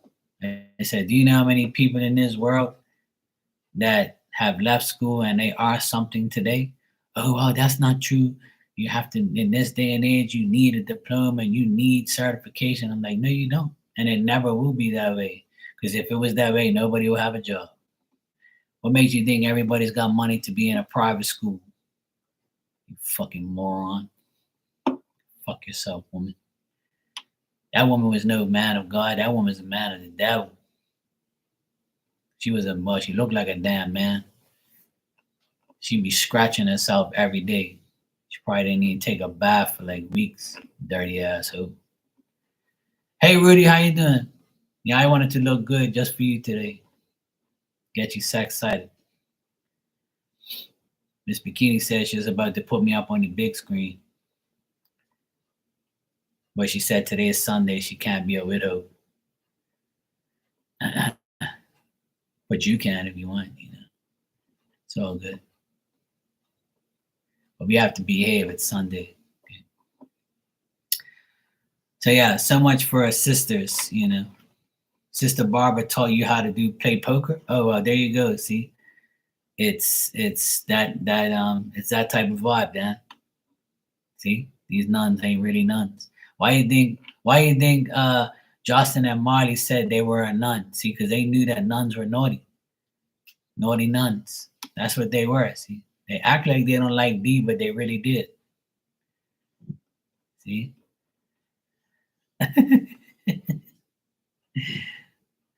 I never forget. I had a in grade 6. I had a nun. Her name was Sister Joanne, and she was like one of the worst teachers I ever had in my life. I barely made it across that year, but I definitely made it, right. And I used to be an altar boy from the age of 8 to 16, and I was the only altar boy in school that served during the masses, right. And religion class was a bunch of bullshit. They never really taught you anything like according to the Bible. It was just like shit that confused you. And the Catholic religion is different from the Jewish system and the Jewish religion and how God, like, you know, how Jesus and all that stuff. So the Catholic religion is always trying to, like, you know, the Catholic school is always trying to corrupt all their, you know, beliefs in everybody. So I always used to challenge them and challenge the religion and challenge their beliefs, and they used to get mad at me. And I failed religion by 2 points. And I said, if you want me to, if you had any decency, you would give me those 2 points for being an altar boy at church and for school mass, because I'm the only one who does it. So I did it all year, and you can give me the 2 points so I can get a 60 average and pass. And she was like, "Oh, I can't do that." And I'm like, "Well, if you can't do it and you're the principal, then you have no hope." And she was so mad. She used to hate me because I used to challenge everything that they did. Because I was 17 years old when I dropped out of school, and I was like, I don't want to be here because this place is a joke. You're not who you say you are. Because if you're real believers of Jesus and God, then you'll be like them. But you're not. You're just a naughty nun, and you're an idiot. So, you know, they hated men anyway. So I told her that, you know, she told me that I had to shave because when I was 17, I already had, like, you know, pretty much growing a beard, right? Like I had, you know, more than peach fuzz as they call it. So she would always try to tell me to shave, and I tried to grow my hair out, and she was like, "Oh, you have to get a haircut." She'd call me to the office and be like, "Oh, Monday you better have your haircut and your shave." And I'm like, "Hell no." And she'd be like, "What do you mean, hell no?" I said, "No, I'm not doing that because I want to be like Jesus. I want to look like Jesus. You show me a picture of a man with a beard and long hair, and she says, "Oh, well, that's a stupid thing to say. Jesus didn't have scissors and a barber shop." And I said, "How you know? You were there? Where the fuck do you think that thing exists?" I said, "Jesus performed miracles. He had his own barber. That's why he looked so clean in all the photos. His beard was all busting, looking good. His hair was all decent. Looked like he had a perm. Fuck you talking about, woman?" And she got so mad at me, she wanted to kill me. And I told her, "Look, fuck you and this school. I'm out of here. You guys don't believe in Jesus. You're a bunch of jokes. You know, if I can't look like him, then I don't want to be. I don't want to be in this school." And I remember slamming the door in her face, and she opened it back up and came after me and said, "You're never gonna be nothing in life." And I'm like, "Yeah, look at me now, ho. I'm more than you'll ever be. Your bitch ass up." So yeah, I hate nuns, and I hated my school, and I couldn't stand being around fake ass people who say they believe in God and worship Jesus and don't do nothing, and they'll change their religion and change everything. I'm a Catholic, yes, but I don't. I believe in God and I believe in Jesus and I believe in the Bible and all that stuff, but I don't believe in the Catholic religion too much because it's a lot of it's corrupted, a lot of it's bullshit, a lot of it's just like they're changing the names, the wording, they're changing things, and it's like, what are you doing? And the bishop here, he's a moron. He shows you like videos during his homily. Bruh, if I want to watch videos, I'm gonna go on TikTok and YouTube. I ain't coming to church to watch no videos. Your job is to talk about the gospel, to talk about Jesus Christ and God and everything else, and remind us what we're here for, jackass. I ain't here to watch no goddamn videos. Fuck you doing? So that's why I don't go to church no more. But when I do have to go to church every now and then, you know, I disagree with a lot of things I see. That's why my church is right here at home. I pray every day. I have my own Bible, have my own way of praying, and my life is perfectly fine. And in the Bible, it doesn't tell you you have to go to church every Sunday. It's all bullshit. My mom and dad, I don't know how the fuck they did it, but my dad put us all in private school, in Catholic private school, because he wanted us to have a good education, and we all came out all right. But it wasn't because of the school, Hell no, you know, you know. I went, the school wasn't the problem. It was the people that were in the school that was the problem. Like all those nuns, they shouldn't have been there. They're a bunch of jokes, you know. And the school had a lot of corruption and bullshit. It still is. The school is totally different now. It's not really a Catholic private school anymore because they allow things in there. They allow, if you're a Catholic school, right? My opinion, you have to be a Catholic school. Don't proclaim you're a Catholic school and don't go by what the Bible says. You can't say, hey, we're a Catholic private school and we have rules and laws. You have to abide by them. If not, that's your business. But now they're like, oh, we accept everyone. You can be everything the Bible says not to be, and we'll still accept you because we're broke and we need everybody's money. And that's what it boils down to. That's what it boils down to. And I told my sister that, and I told everybody that these schools are accepting anybody from any religion because they need your tuition. They need your money to survive because there's not that many Catholic and Christian people in the world that will go above and beyond to even go to a Christian or Catholic school because people don't care about those things anymore. This generation don't know Jesus. This generation don't want to know God. This generation just thinks that they are the only person that exists in this world. It's a lot of selfish behavior. Everybody praises themselves. They don't praise a higher power or They don't care about the dead, you know? A lot of people don't care. This generation don't give a fuck about that. A lot of people only need God when they're sick. When you're sick and you're dying, okay, God, I want to believe in you now. Please help me. I'm dying. I'm sick. I don't know what's wrong with me. Please, if you're a real God, you got to do something for me, please. That's the only time they fucking know you. That's the only time you know God is when you're sick or you got problems. You should be praying every day, you jackass. Then you wouldn't have no fucking problems. That's how it works. But that's what's wrong with people in this world. They only know a higher power when they want proof of one. And then God proves it to you, and then that's when you become a believer because you were on the brink of dying or you needed it. Whatever. That's why I tell people it's all bullshit. People believe in nothing until they need something. When you need God, He's gonna be there for you because He's the only one that's gonna forgive your dumb ass and give you some type of hope to believe. And sometimes He might be like, look, fuck you.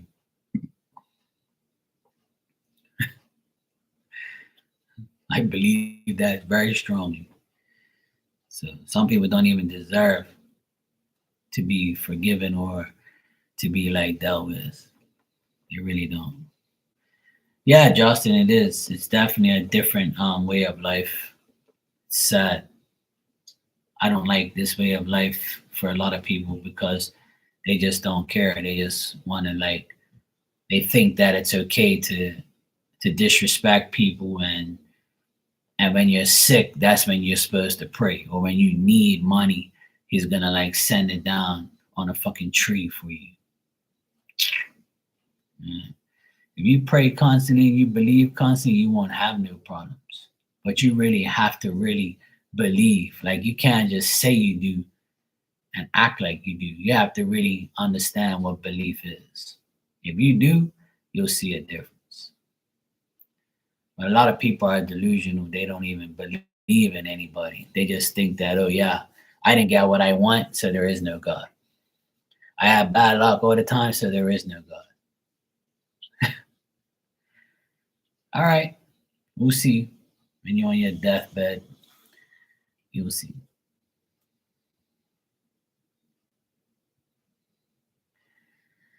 If you ask me that every day, I can tell you what I'm grateful for. And I'm grateful for a lot of things that people don't even aren't even grateful for or will never be grateful for. That's the sad part, Dan. Is a lot of people think that having a lot of money and having materialistic things is being grateful for. That's just the bottom of the list. You know, the most genuine thing that you should be grateful for is your health. Because if would you rather be healthy or be sick all your life and suffer? I'm sure you would. Nobody wants that. So if I said to you, "Hey, I'm going to give you $1 million," right? I'm going to give you $1 million. You say, "Yeah, hell yeah, I'll take it." But guess what? On the fine print, it says, "With that $1 million, you're going to spend half of that on your health because I'm going to make you be sick because you just wanted money." So now I'm going to show you a lesson. Would you rather have $1 million or be sick free? I'm taking the health over wealth any day. You're fucking right. You think I want to be hooked up to IVs and have fucking bullshit happen to me and sickness every day? Hell no. And because I'm so aware of that, God provides me with everything. That's why everybody has to realize the most grateful thing that you should be grateful for is not being sick. You know how many people that get diagnosed with cancer and the doctor says, look, there's nothing we can do for you. You're going to die in about 6 weeks. Imagine hearing that shit. How would you feel if you heard that and it was true that you did die in fucking 6 weeks or less? Would you rather that or would you rather $1 million?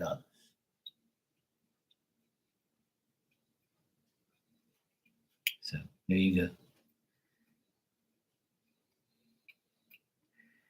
That's why a lot of people don't understand like the real grateful part of things is we're what really to be grateful for. Some people say, "Oh, I'm grateful to have a house. I'm grateful to have a car. I'm grateful to have the new iPhone 15. I'm grateful to have money." But they forget about the health. The health is like, "Oh yeah, I'm grateful I'm not sick." That's the last thing on their list. When somebody says their health is the last thing on their list, you know that they're fucking delusional or they're stupid and they don't realize.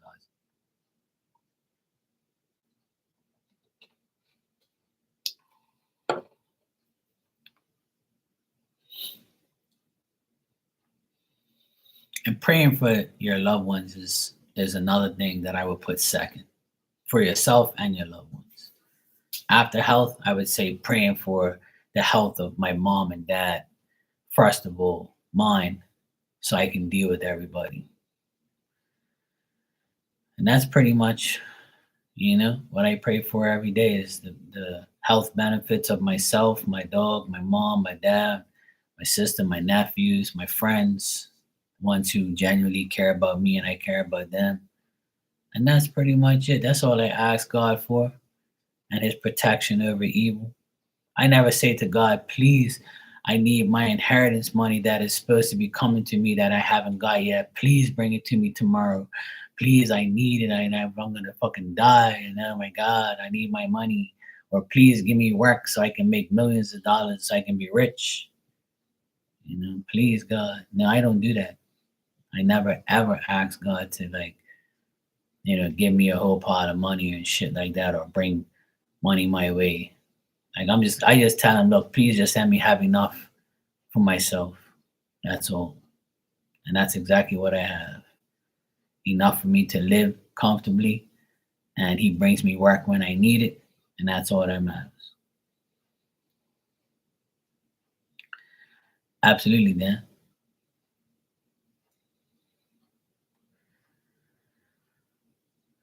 Yep, Jocelyn, exactly. Being just waking up the next day is a task for many people. But that's the thing. People just don't get it. A lot of people don't even care. They just want money, fame, and wealth, and popularity. And some people just pray for sex. Please, I want to have sex. Please, I need somebody. Help me. I tell when I pray about women or pray for a woman, I always tell I haven't had this conversation with God in a very long time, but I remember at the beginning of every year, like around New Year's Day, when it's officially January 1st, not that night, but when I wake up the next day and I pray that night on January 1st, going into the second. Every year for the past couple years, I would say, well, here we are again, God, on this day, January 1st. And I want to, tell you that if you want to bring a woman into my life this year, if you want to, just make sure that she has a fucking brain, she has a job, she can support me, she can love me, she won't cheat on me, she won't lie to my face, and make sure that she's worthy of my time and my efforts, and make sure that you approve of her too. And by the way, make sure she knows how to wash fucking dishes, and make sure she's gonna help me and not degrade me. I'll think of other things, by the way, but those are the things that I want, God, please. And if you can't bring me that person, then I don't want them. Don't even bring me some hoe. Don't bring me some regular bitch. I don't want none of that shit. You bring me the right person this year, God, I'll be grateful. If I don't want none of that shit. Yeah, that could work too. All right, then.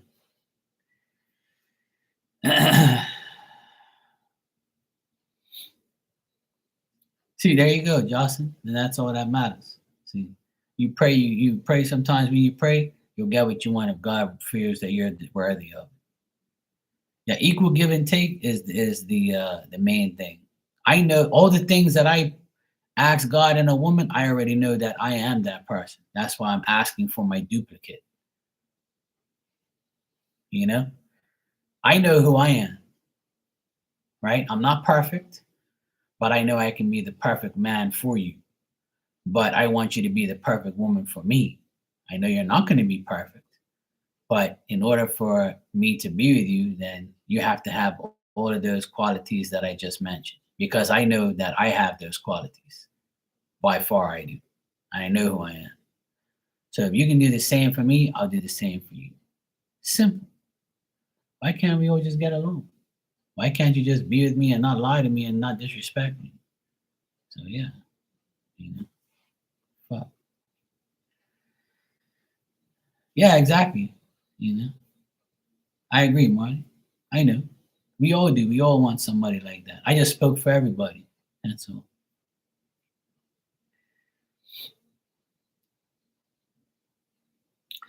Well, Jocelyn, the you got to know that God is your doctor.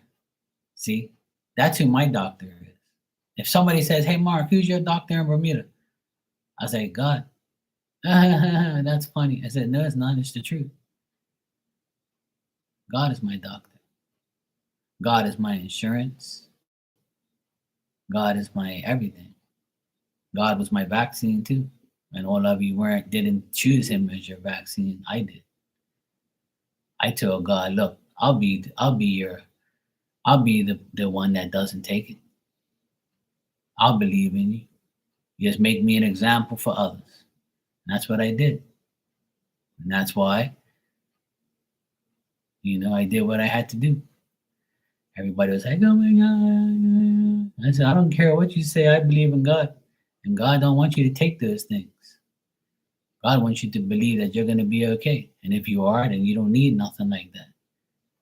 And that's why people have a hard time believing that God is that person. If you believe it, you'll receive it. And that's why I don't need none of those things in real life. I just need Him to be those things. But I can say this blue in the face, but people will say, no, it doesn't work like that, Mark. Well, why does it work that way for me? Oh, because you're different. No, jackass, it's because I pray for it and I ask for it and I believe it. Duh. Just like a lot of people do. I'm just one of many people that do it. If you believe, you shall receive, dumbass.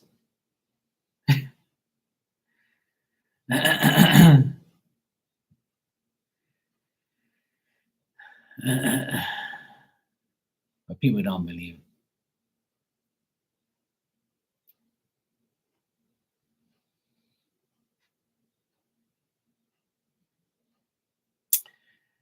The thing is, Miss Bikini, I understand what you mean. When somebody dies, you say, "Why, God? Why did you take his life?" And you get kind of delusional, or you get like, you get in disbelief on why God did that to you. But unfortunately, we all have a due date. We all have an expiry date. Each and every one of us have an expiry date, and it's not written on us like a candy bar, or like a food, or like this bottle of water, or this lotion, or whatever you have in front of you. Everything has expiry dates. So when that date comes, it's not going to be as good as it was. So some people's expiry dates, when they die, you got to understand that that was the end of their life. God has nothing to do with that. But if you want that person to be with you forever in spirit and wait for you in spirit till your expiry date comes, you only have one person to thank to be with Him again, is God. That's it. So never grudge God for taking something from you, because He's only going to give it back in due time. But in the meantime, you can experience what it's like before you get there.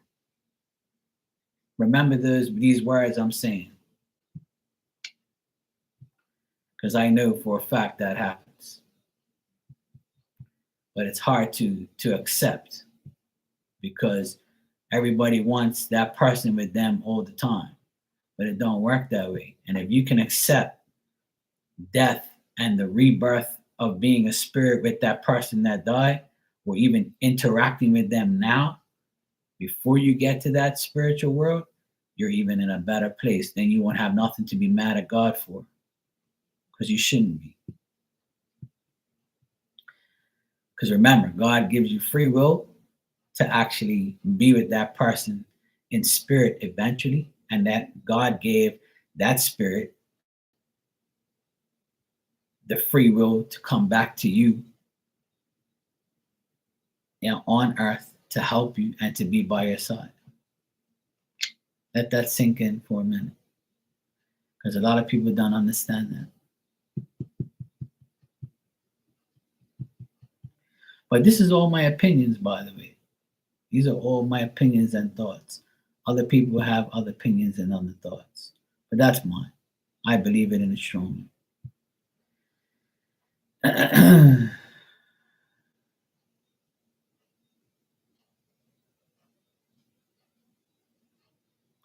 Absolutely, Justin. Yeah.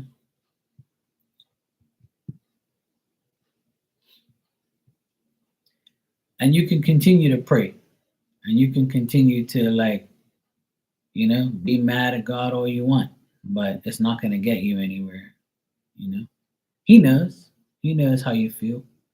There's a lot of like, I'll share a story with you. My oldest sister, when she had triplets, she lost her triplets when they were 5 months, old, right? Um, she never gave birth to him because her body couldn't handle it. Having three, kids at the same time was too much for her body. Her body couldn't handle it, so she lost the triplets at 5 months, and she was devastated, right? And the first thing she said was, "I can't believe God did this to me. I can't believe God took my baby girls. I can't believe God did this. It's God's fault. I'm never going to church again. Um, God did this to me. It's his fault. Why me? Blah, blah, blah." So I used to hear her say those things. And I said, it's a normal thing to do, to blame somebody, right? Or blame God, right? Because people put a label on God. That's why believing in him and understanding his ways, is hard for a lot of people to fathom or to swallow or to believe, right? So she was devastated that she lost those triplets. We all were. But after 3 years, she tried again to have a kid, and she ended up having two boys. And those boys are healthy, smart, and they're good boys. So God showed her, hey, those triplets weren't meant for you to have, right? So don't fucking blame me for not giving them to you. They weren't meant for you. But I got two boys for you now. And I'll make you a believer again, because I'm going to give you another chance to have one each, one baby now, and 2 years later you'll have another one. And you had those babies with no complications, didn't you? So are you going to blame me?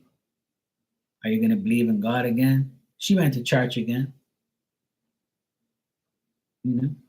but she's not a very strong believer in God. She still grudges God for losing those kids. But it's your body that couldn't handle it, not God. You see? So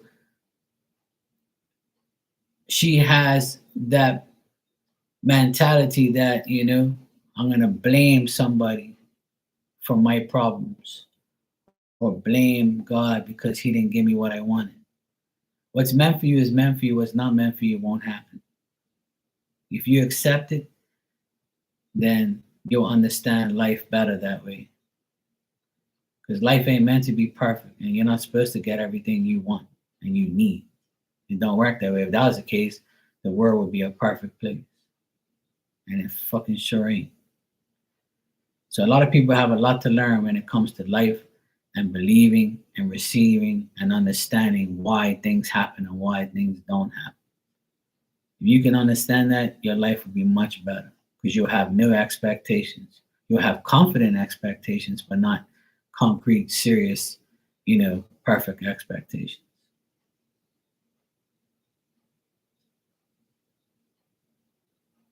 You see what I mean? So God didn't say, "Oh, you hate me because I didn't give you, these triplets, so I should never give you kids again." But God said, "No, I'm gonna reward you with two boys, and you're gonna be happy." I rest my case. All right, Virgo, take care, sweetheart. You too. Have a good night.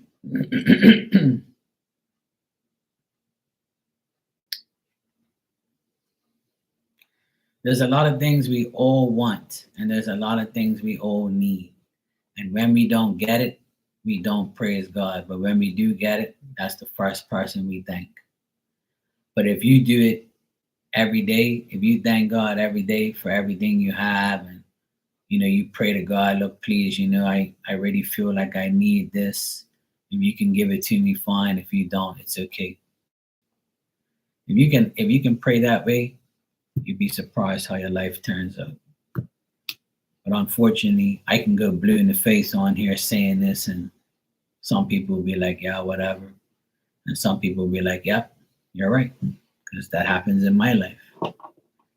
So, and not too many people talk about God and talk about Jesus because they'll get canceled in these times of the devil. But I don't give a fuck what anybody thinks. I talk about him every day. And if you don't like it, you can go worship the devil or talk to him. But as far as this channel exists and as far as I'm living, you'll never hear nothing but me praising him and thanking him every day for everything I have. Even though I worked for a lot of what I have, if I wasn't healthy, I couldn't be able to work. If I didn't praise him, he wouldn't give me anything. He'd make things worse.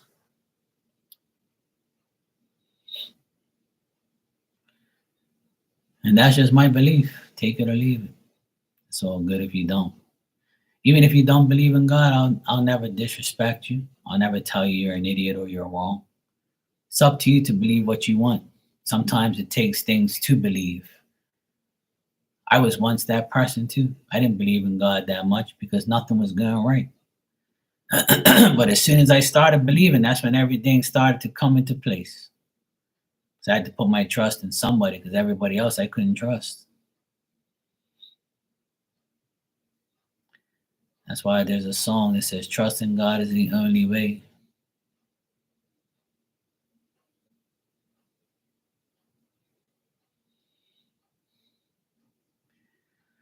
You're welcome, Miss Bikini, anytime.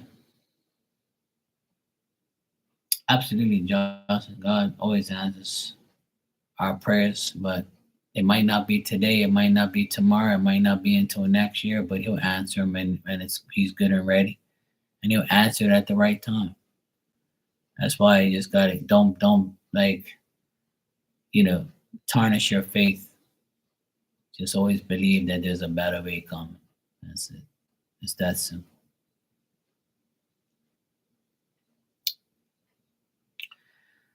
Well, if you pray for your daughter, eventually, it'll happen. And if it doesn't, just know that it's not his fault. That's all you gotta know. Unfortunately, there's a lot of mothers, daughters, sons, fathers, children, mothers and fathers that don't see eye to eye, are only in each other's life for a certain reason or season. It's sad, but it's just the way it is. And if you can accept it, then sometimes that's just the only way it's gonna be.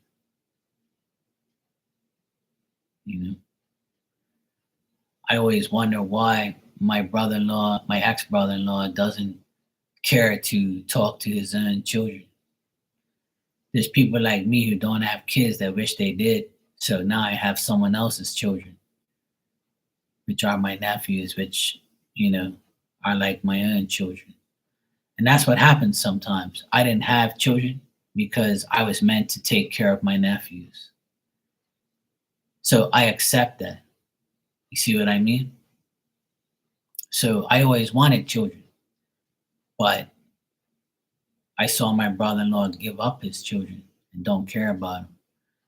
So that gave me an opportunity to deal with them and to make them, my children, my nephews, two boys that I take care of and I do everything for, you know? And that's all that matters to me. That's what makes me happy every day. That even though I don't have my own children, my nephews are my children. All six, not just the two next door, but all six of them.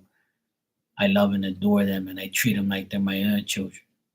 So sometimes when you don't have children, you deal with someone else's, and that's just how God wanted me to be. So I accepted. I accepted the challenge.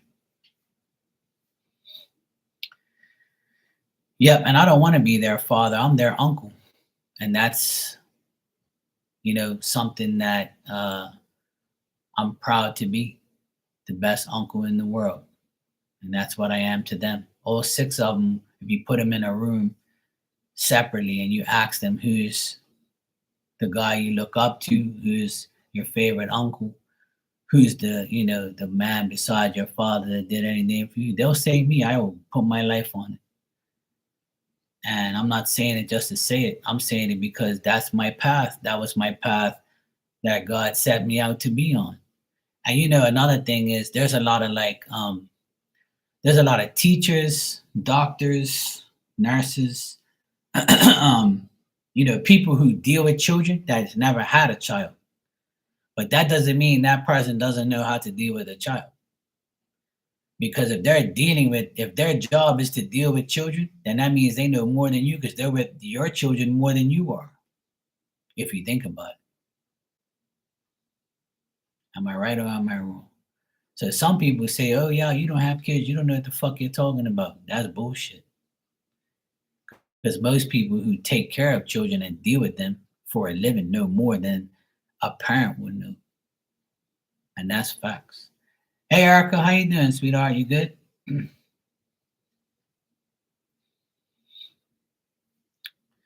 And a lot of people, like a lot of children, they get raised by their grandparents or their nanny or their uncle or their aunt or their whoever. Some children don't get raised by their own parents because they die or they have they separate, they divorce, or they never even see their parents or a parent, or they grow up in a single mother or father home. So people always like put that label on certain people and say, "Oh, you don't know what it's like because you ain't got none." That's bullshit. You know, nobody won't dare say that shit to me because I'll tell them, "How many kids you got? One or two? Yeah, well, I got six nephews, and I wiped all their asses. I fed them all. I took care of them all, and I still deal with them to today." So you ain't gonna tell me I don't know what it's like, because my oldest nephew is 22 and the youngest is 15, and I've dealt with all six of them, and they'll tell you my uncle Mark did everything for me. He still does shit for me to today. If we need him, he knows he'll be there for us. He taught me how to go fishing. He taught me how to play football. He taught me sports. He taught me this. He told me these stories. He did that for me. That's what they'll tell you. And I don't want a trophy or a medal. I just want you to respect the fact that I know what I'm doing when it comes to this, when it comes to children. It's that simple.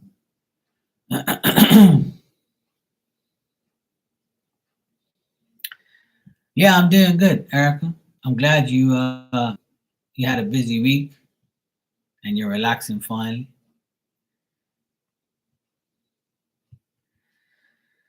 I'm just talking about people's faith in God uh, and being like catering to children, even though you don't have any. So just speaking about the things that I deal with and what other people deal with too. That's the subject right now that's been curved into the chat. But I talk about these things all the time because I love kids and they're innocent. They didn't ask to be in this world. You made them. So a lot of people take having a kid for granted, and that pisses me off. And it makes me very mad when a mother or a father doesn't care about their children. That's one thing I don't rate, and that's one thing I can't stand. Is a parent who don't care about their kids. And sometimes the kids don't care about the parent, but it's no excuse, for the behaviors. Sometimes it's like, you do something wrong and that person has a hard time accepting you back. Or sometimes that person feels like they broke free of you. So they need time to like analyze shit. And sometimes it takes years for that person to understand, or they have to hear somebody else's story and then be like, okay, yeah, you're right. Maybe I should say something, or maybe I should, deal with my child or my parent or whatever. And then there's people like me who honestly I hold that grudge against bad people all the time, and I don't want to deal with you anymore. I'll never speak to you again if you disrespect me. Because if I don't do it to you and you do it to me, I take it personally. So that's just me personally. If I had a son right now and he disrespected the shit out of me, I don't give a fuck about him no more. Because you disrespecting me, it has to be something like devastating, obviously. Right? But it happens. People disown their own children. People disown their parents because of what they've done to them. Some things just can't be forgiven. And I explain this to a lot of people. Everybody has different feelings, different notions, different, things that apply to them. So if you went through bad situations or you had bad things happen, some things are unforgivable in people's minds, and they just deal with it. You know, it's life. So my nephews, my two youngest nephews, they chose to not speak to their father ever again because of what he did, and they find it hard to even deal with him, so they don't. And if they're better off without him, then he was only meant to be in their lives for a couple years, and that's it. But even when he was in their lives, he didn't do shit. So how can you expect to make things right now? You should have done that from the beginning. So your actions lead to your reactions. And you could be a good person and then that person switch on you. So then it's not your problem, it's that person's problem. I try to explain it both ways so people can understand it, but I just don't understand how people find it hard to like understand that people have their own ways and judgments and feelings of how they feel about you. So when they're good and ready, they either come back or they don't at all.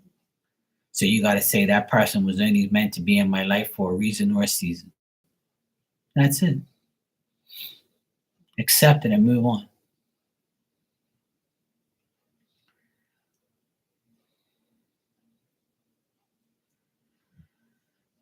Well, there you go, Erica. And I'm glad that you're like that because, you know, yeah, I teach adults every day. I don't like to talk too much about myself, but I from every now and then I do. And I'm the type of person now, whatever I've learned, I would love to teach. So if I've learned something and I want to teach you or you want to learn, I'll tell you for free. It don't make no difference, because the what I want to do is share my information, share my knowledge, because it was shared to me. Whatever was given to me, I can give to you because I know how it was growing up in this world. Some people didn't want you to go far. Some people don't give a fuck about you, and some people do. So those who give hope to me, I give hope to others. And this generation, anybody who's in their 20s right now, they need all the guidance they can get because they've been misled just like how people that are my age have been misled when they were that age and younger. That's for sure.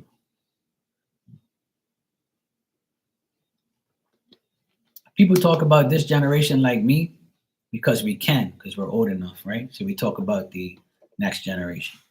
But my generation, when I was young, it was almost like the same like attitude as far as like jealousy, envy, um, cutting people's throats to get where you are. Those things have never changed, and they never will. And they'll be on. That'll be on for generations to come. I just feel like now there's a lot of lack of respect. You know, Justin, you can be whatever you want to be. You can use YouTube as a platform just like I do. I've been on here for 5 years, and I'm sure a lot of people have heard me say things that have led them to a better life, or just hearing me talk about my life. They can compare stories or compare lives and say, hey, I'm not alone. Mark was doing that shit too, or Mark had been through the same thing, or hey, that person that was in Mark's chat said that they were going through that. At least I know that I'm not the only one. Because sometimes we think we're the only ones these things happen to, but that's not true. Multiple things happen to multiple people, and I never wanted to come on here, but I'm glad I did, because I ended up helping myself first and helping others. But I had to help myself to get to this point. And once I did and took everybody's advice and learned my lesson through these past 5 years on who to deal with and who not to deal with and what to say and what not to say, then that's what made me grow better as a person.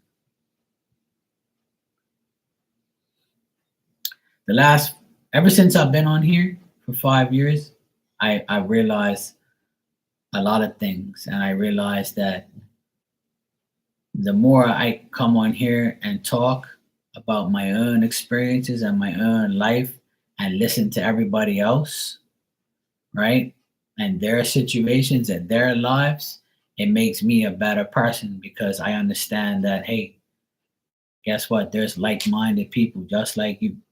There's people right now in this room that have been through what you've been through.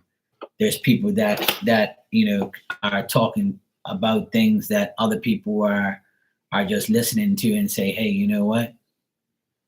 You're right. I never thought about that. Or hey, you just woke me up to believe something. Or hey, you know what you just said is true. I need to believe that too. Or I need to come to that conclusion as well.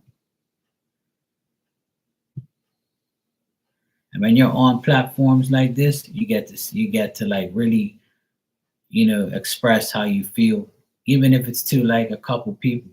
Who cares? I don't have a lot of people in here every day, but the people in here, I can guarantee you that they come in here because they see this small community and group their way of being free to say what they want and to like interact with like-minded people or people who just want to have a good time, and they're allowed to talk their mind and talk their whatever they want to say.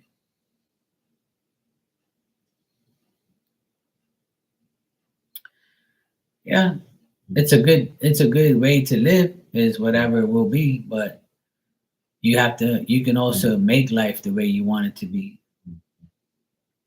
if you do what you have to do.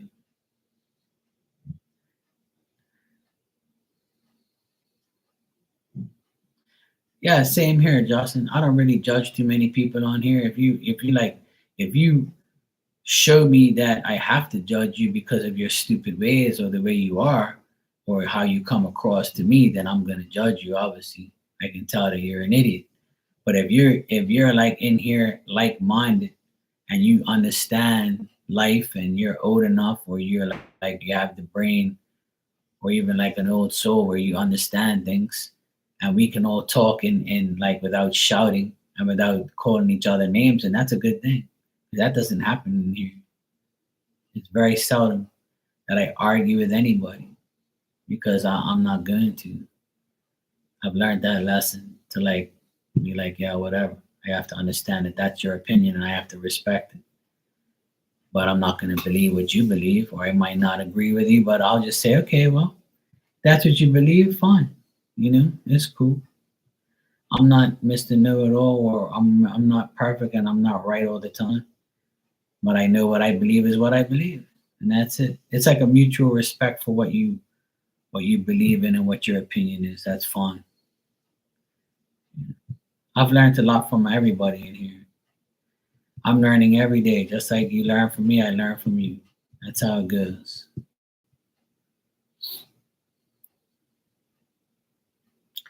Yeah, absolutely, Erica. A lot of people just imagine what the readings that I do for everybody.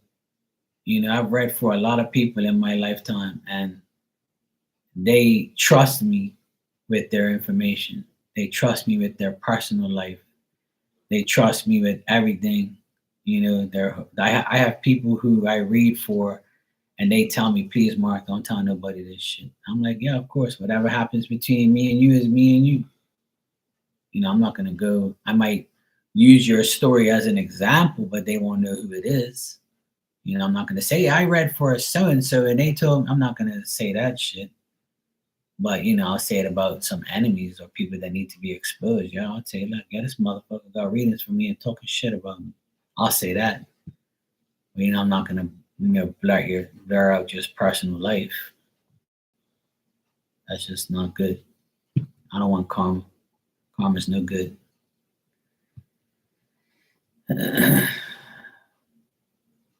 Yeah, and that's all that matters is you have faith in yourself that you can do it. You can make it happen.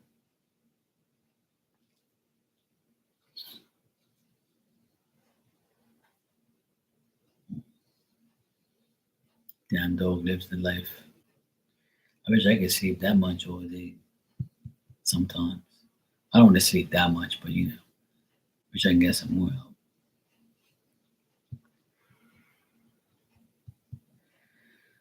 Well, Justin, if I can help everybody, I will. And I've always been that type of person my whole life. I always want to help everybody, but I feel like sometimes I help the wrong people. But to me, I'm helping the wrong person, but that wrong person still got helped. But they won't admit it, or maybe they'll disrespect me or whatever. But at least I know I helped that disrespectful fucker. That's all that matters. I like to help everybody. I normally don't ask for help because I want to do it all myself because I have too much, pride in myself and my abilities that I'll find a way to do shit by myself. I barely ask for help. But when I do, I get help so much. When I really need help, people will help me. It doesn't matter who it is. If I ask anybody to help me, they'll do it because they're like, yeah, Mark always helps me. I'll definitely help him back. But if you don't help me, I won't take offense to it. It's cool. I'll be like, oh well, maybe they can't help me right now. I picked the wrong time. But you never know. You might end up helping me with something that I need that I at a different time. So I try to be very open minded to you know the the timing of things.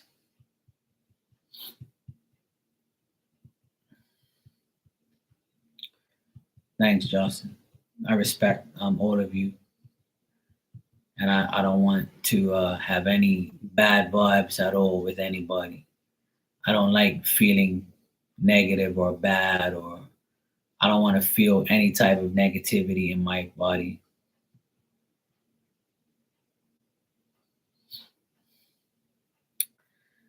I don't think you can make somebody love you, but you can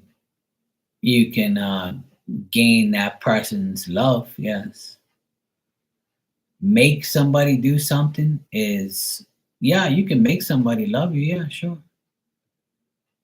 I think it's possible. Yeah, you can make somebody love you because you try really hard, and that person will just give in to you.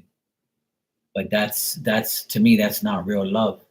Love is you should never make nobody do anything. It should be natural. But I don't think it's impossible. No.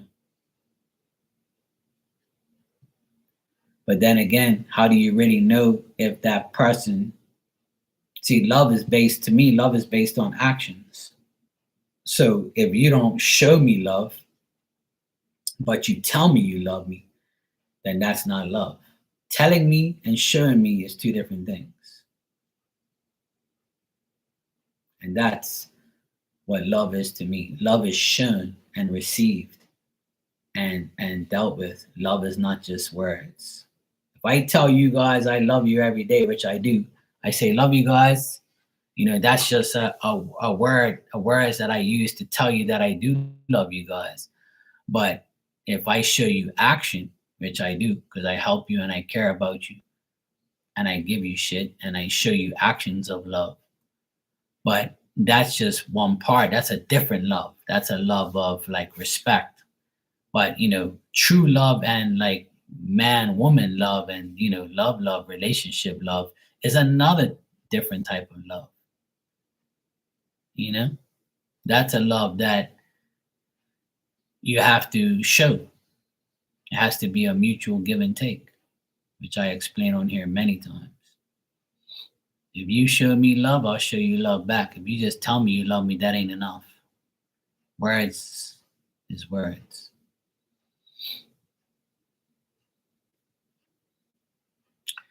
Yeah, exactly. I love everybody in here because you come to support me. I love you as my friend, but I don't love you as my lover, obviously, because I don't have one. But if one of you was my girlfriend, I'd tell you I love you in front of everybody. I don't care.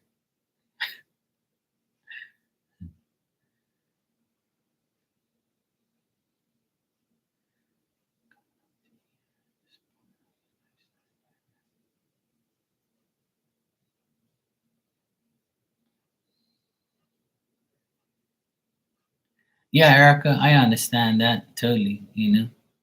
Um, with me, I don't get overwhelmed anymore. I just, learn how to like deal with the person. Like you just gotta. I feel like, you know, if I tell you something, I'm the type of person that I'm gonna tell you the truth. You know, 99% of the time, I'm gonna tell you the truth. If I lie to you, it's because you lied to me to try and give you your own medicine. That's the only time I'm lying. Is if you lie to me, I'll lie back to you so you can see what it's like, so you can not lie no more. But most majority of the time, I'm gonna be telling you the truth. If I trust you, then you're telling me the truth, and we're gonna be good to go.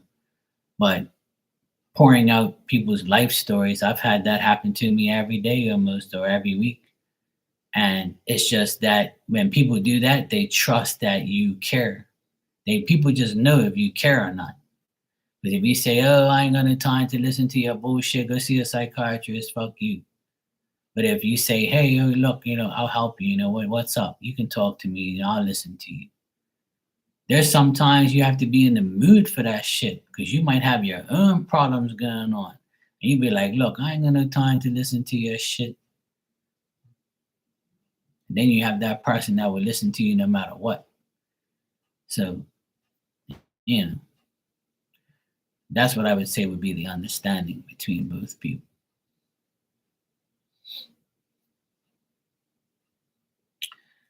But yeah, being vulnerable with you and them, you being vulnerable with them it can be a good thing.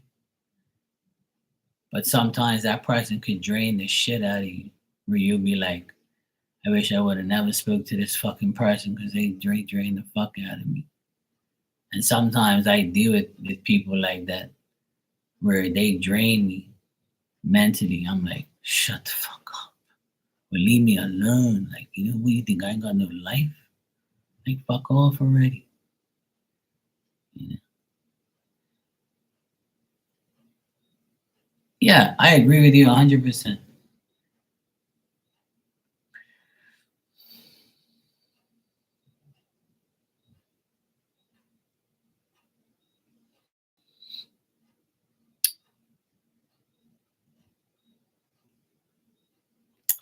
Miss Bikini, I know that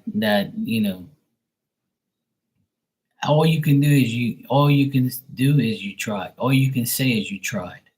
You can't force her to to like speak to you, and she's at the age where um she's at the age where she feels like she doesn't need you or anybody. She can, and when that age is an age where you think you're invincible, or you think that, hey, I don't fucking need you and you can't tell me nothing, and, blah, blah, blah.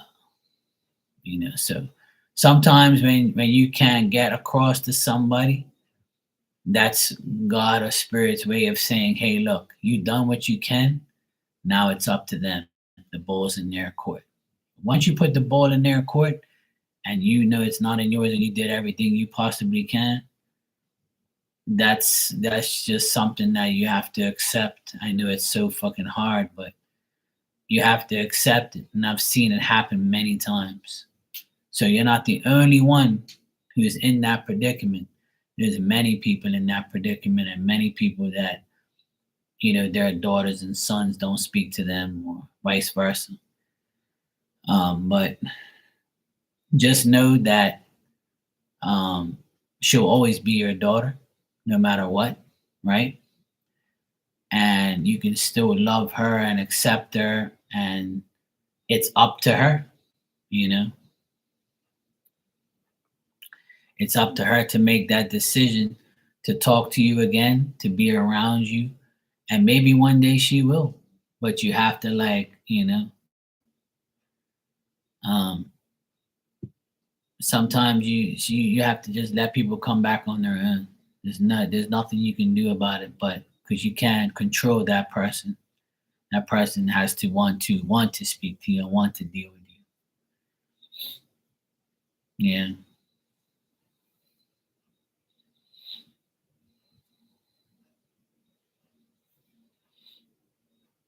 yeah.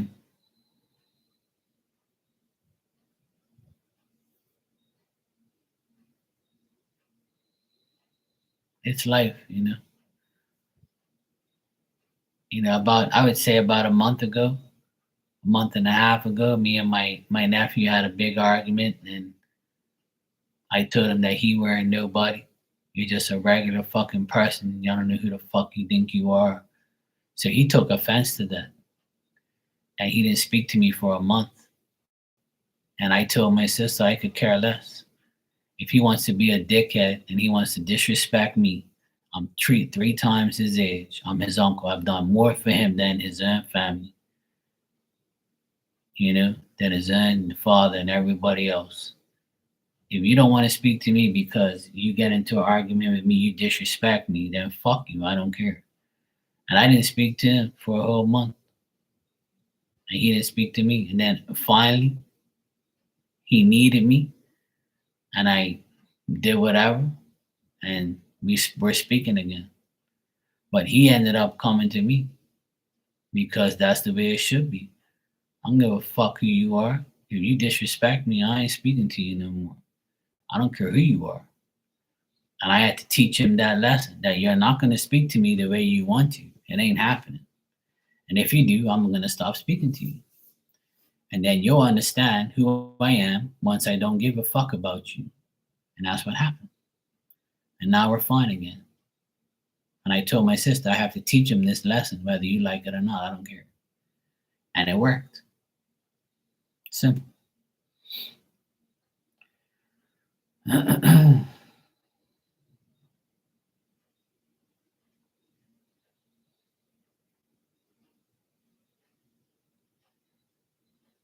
Yeah, exactly, Eric. I agree.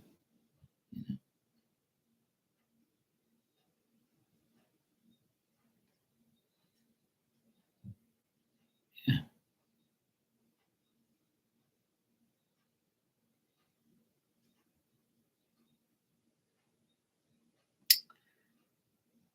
Well, it's sad, Miss Bikini, that she's like that, but that's just the way people are. Maybe you have to, like, just wait for her to explain why she did those things. And if she doesn't, it's still on her. It's her way of expressing herself, or her way of doing whatever.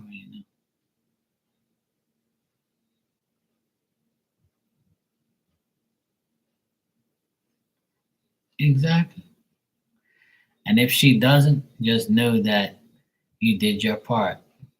If you ain't done, if you don't have nothing on your conscience, then you should always be conscience free of what someone has done to you. You just let them have that on their conscience. It's called reverse psychology. You just never give in to people who do shit to you like that. It doesn't matter who they are. That's always been my mentality my whole life. I don't care who you are. You disrespect me, fuck you. I don't give a shit who you are. I didn't speak to my dad for like 2 to 3 years because he disrespected me and shit. He was fucked up. I left, you know. I've had hard times with my dad. There were some days I wanted to knock him the fuck out. There's some days I still do because he's such an ignorant, stubborn asshole, and he's never changed. He's always been that person. He's a good dad. He did a lot for me, a lot for my family. He's a good person deep down inside. But when he's ready to be a dickhead, he's gonna be a dickhead. And he held me back from my dreams, my desires, and my wishes. He held me back a lot. And he was too strict. And I said, yeah. He told me one day, as long as you're under this roof, you do as I tell you. And I said, well, I'm getting from underneath this roof, I'm going under somebody else's roof. And that's exactly what I did. At 19 years old, I left. I was like, I'm had enough of you. Fuck you. I'm going. And I left. And it was the best decision I ever made in my life was to leave that house and be my own man and say, now you're gonna watch me be who you ain't.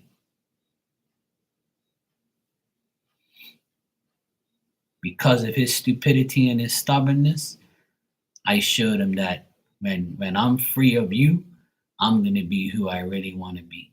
And that's exactly what I showed him. And there's some days where I can see that he knows he's wrong, but he'll never admit it. Because deep down inside, he's just a stubborn jackass that will never admit that he was wrong for holding me back. If I didn't leave, I would never be the man I am now.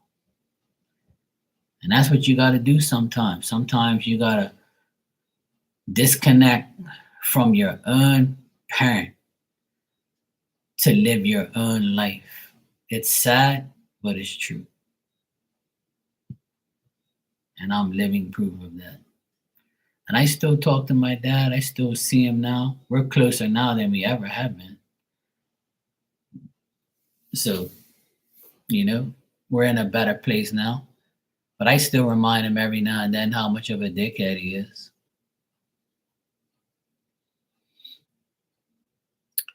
But he's not a bad person, if you know what I mean. He's not evil. He's not nasty. He's just a bit controlling and he's stubborn and he's annoying. And he can be like, somebody who you want to knock the fuck up. But I love my dad, and I know he means well, but he's not a very emotional, expressful, sit down, let's talk about it. He avoids all situations where he has to tell the truth or admit that he's wrong.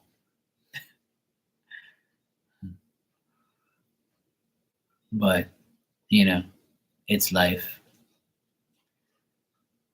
I don't blame him for anything. I just know that he probably didn't have, the type of life that I did, obviously. But, I'm the type of person I can't be held back by nobody. I want to do what I want to do. And I know I'm going to do the right thing. And I do.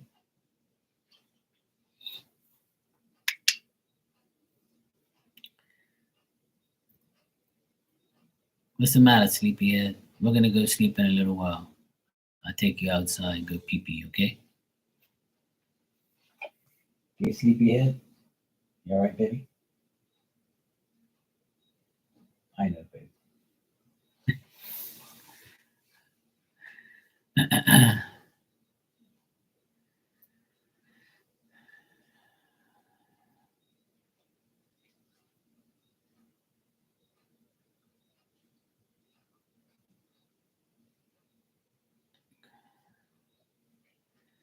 Okay, Yvette. I'm just reading the chat, catching up.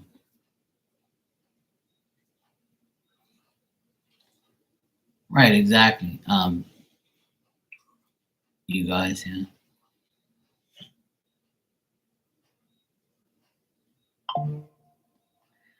Yeah, exactly. You're the parent, and that's fine, I don't believe in holding back like your children from what they really want to do in life. And that's what my dad and my mom did to me. Like when I was young, when I was 14 years old, I took up DJing and I started to be a DJ and I was in clubs all the time and I had my dad put a curfew on me every day. Even when I was like 18, he would be like, "Oh, you gotta be home at midnight." I'm like, midnight, the motherfucking party starts, bruh. This ain't your time, this is my time. I'm 18. I'm allowed to be in the clubs and play and I'm one of the best DJs right now. That's my age. I have to like, this is my dream. I want to be, a DJ and I want to do my thing. And he always fucked with me. He always made me feel like a DJ is a bullshit job and you're an idiot for doing it. You're playing music to drug addicts. You don't know what the fuck I'm doing. You don't know who I am, And I had a full-time job. I was doing good. And he just kept like, because I was living underneath his roof. So I was living in his house. So when I turned 19, I was already in the army at the time. And I would spend the night on a weekend at the army, right? And what? So I don't have a curfew. What are you gonna do? Call the army and tell them your son has to be home at midnight? So I tried to like show him like you're not looking at the concepts of what you're saying to me. If I can go to the army and be there all fucking night and spend the night there mandatorily, then why are you holding me back from being a DJ and coming home at 2, 3 o'clock in the morning? So he never understood like where I was coming from. And I was like, I'm not gonna get locked up. I don't do dumb shit. I'm just in the club. I'm a DJ. I'm making money doing this shit. It's my desire, it's my wish. And he kept holding me back, locking the door when I come home. If I came home past midnight, he'll make me go sleep in the car in the garage. He'll tell me get the fuck out of his house and lock the door like a fucking child would do. So I'm like, you know what, bro? Fuck you and your house. I'm gonna go live on my own. I got 3 incomes. I got a DJ income, I got my full mechanic job income, and I got an army income. I got 3 checks. So I'm gonna go live on my own. Fuck you and your house and your stupid ways. So that's when I left. I left home at 19 and I never looked back. And to this day, he's never apologized for holding me back. And then when I was 30 years old, I was sitting down at the table talking to my parents and say, "Hey, look, I'm gonna make a big decision right now. I'm gonna go on my own." "Oh my God, you're making a big mistake." I said, "Here we go again." I don't even know why I even told this fucking moron that I'm gonna go on my own. Cause he don't support me. He don't fucking care. He thinks that everything I do is a fucking problem or it's gonna fail. You know? So I'm like, you know what, man? You say whatever you want. And guess who my number one fucking client is, and since I've had my own business? My dad and my mom. That's why you should never treat your kids that way. If your kids have desires and wishes to be somebody, don't hold them back. Because you might be holding them back from their desires and dreams, and you hurt their feelings and you make them feel like they can't do nothing. Don't hold your children back. Don't do that shit. Don't be like my dad. Because I had to prove him wrong and say, "Look at me now, jackass. I'm successful without your fucking consent, without your support." But my dad's not a bad person. He's just a negative thinker. You see what I'm saying? I don't blame him for anything because I'm successful without him. You see what I'm saying? But he never had that with his own life. His dad never said, "Hey, go on your own and go do this and go do that. He doesn't know what that's like. So he inflicted that on me. My mom would just shrug her shoulders. But my dad thinks that he knows everything. He thinks that, oh yeah, if you go on your own, you're gonna fail. And I've been on my own for 17 years. And guess who I cater to majority of the time? Them. Guess who fixes their house? Me. They don't call nobody else, they call fucking me. The man that you said that weren't gonna make it. See? So I thank him for disrespecting me. I thank him indirectly for telling me I can't make it. You motivated me with your negativity to prove to you that you made somebody that will show you that I can make it. See what I'm saying? And I don't hate my dad for that because I thank him indirectly because he motivated me to prove to myself and to him that I can make it. Because when somebody tells me I can't, I love it because then I prove that I can. And that's how everybody should do. All right, Yvette, you said, is this male Pisces still trying to connect? What the hell is with the Pisces men today? What is with Pisces men today? Huh? Why you guys want to be of a Pisces guy for?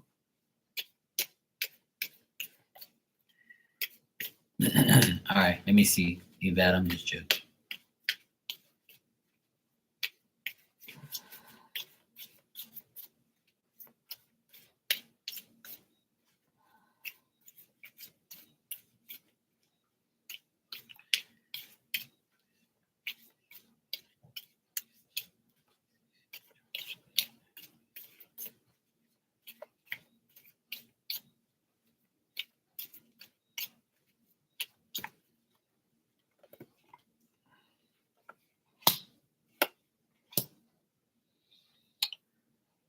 I don't think this person is trying to connect with you. No, I don't see them furthering the connection.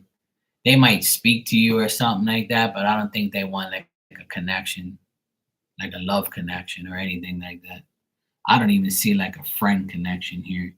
I think that this guy is exaggerating his own ideas.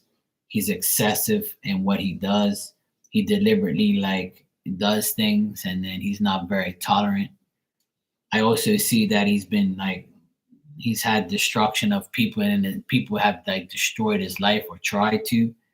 Even right now, he needs to make changes and he doesn't.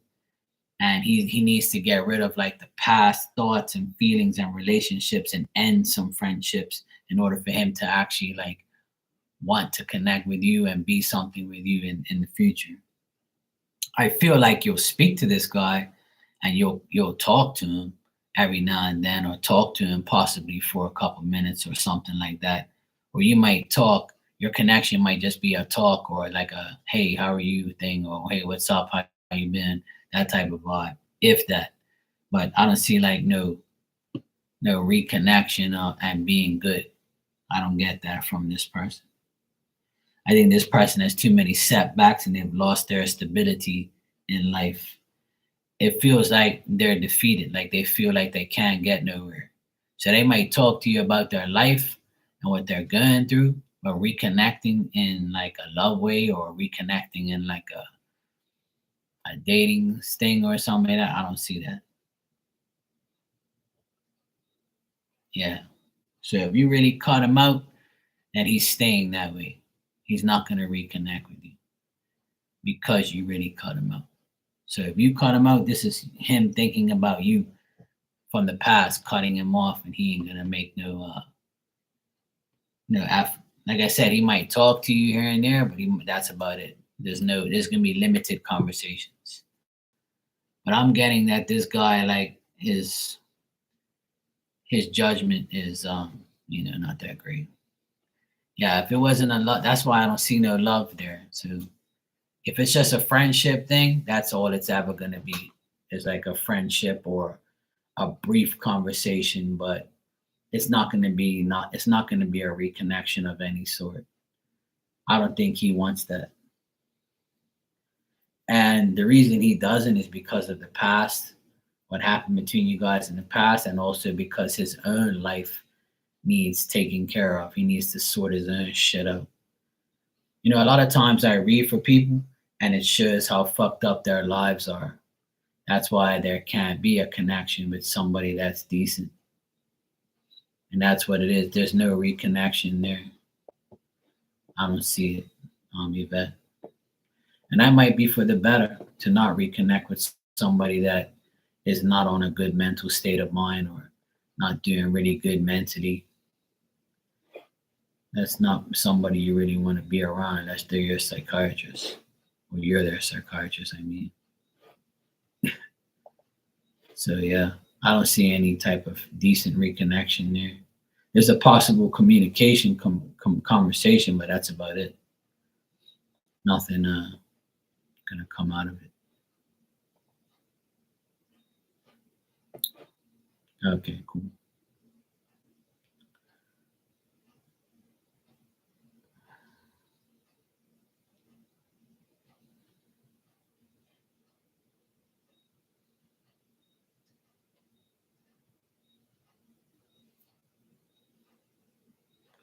You're welcome, Yvette. No problem, sweetheart. Thank you. Yeah, Miss Bikini. It's just a phase that they go through. We all go through it. I'm sure everybody in here has had mommy and daddy and siblings and family issues. I know people that say, "Hey, I don't speak to my mom anymore. I don't speak to my dad anymore. Or I cut off my parents. I cut off my family. They're toxic. They're this. They're that." I tell people all the time, like when my nephews saw, when they went through a divorce and my brother-in-law did what he did, like I told them, look, you're one of 1 billion people in this world that's been through this situation. It's a part of life. Unfortunately, you guys have to go through it, but just remember, even when you have both parents, they can be a pain in the ass. Or even if you have 2 or 3 siblings or one, people can just be a pain in the ass. It doesn't matter if they're your family or not. Family will hurt you the worst. It's just life. We're not going to ever live in a perfect situation or a perfect world or perfect people. It don't work that way. It's it's uh it's either you take the disrespect and keep moving, or you take the disrespect and you disconnect. It's simple. Shouldn't be nothing else more than a connection of disrespect or a disconnect from the disconnect or from the disrespect. So it's your choice to either take it or leave the whole situation. Period. And my choice is to always say fuck you and goodbye. I don't need you.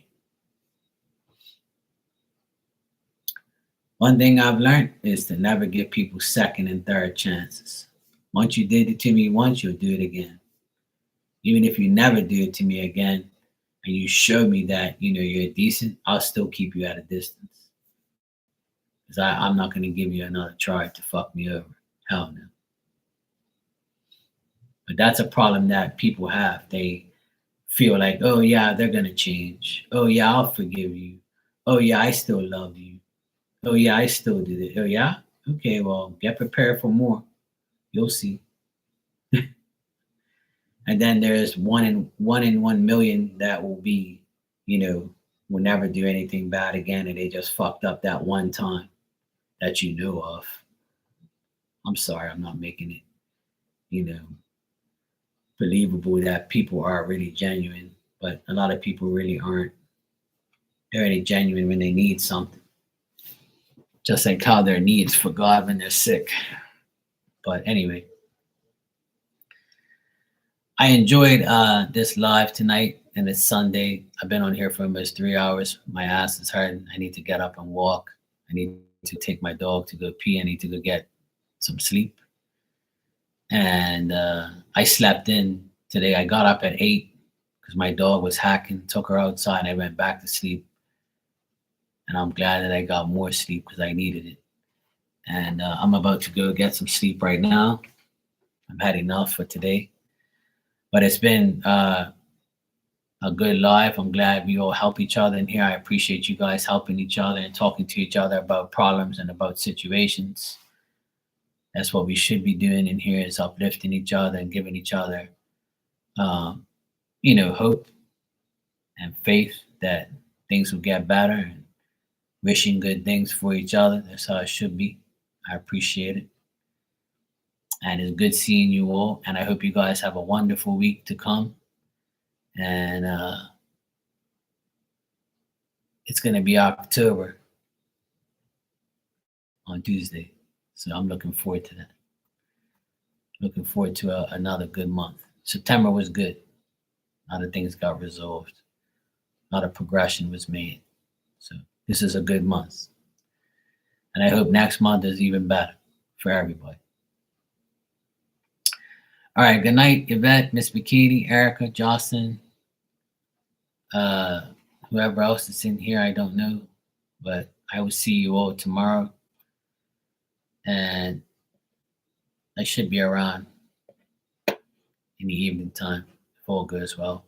But I wish you guys a good week and a good night. Take care.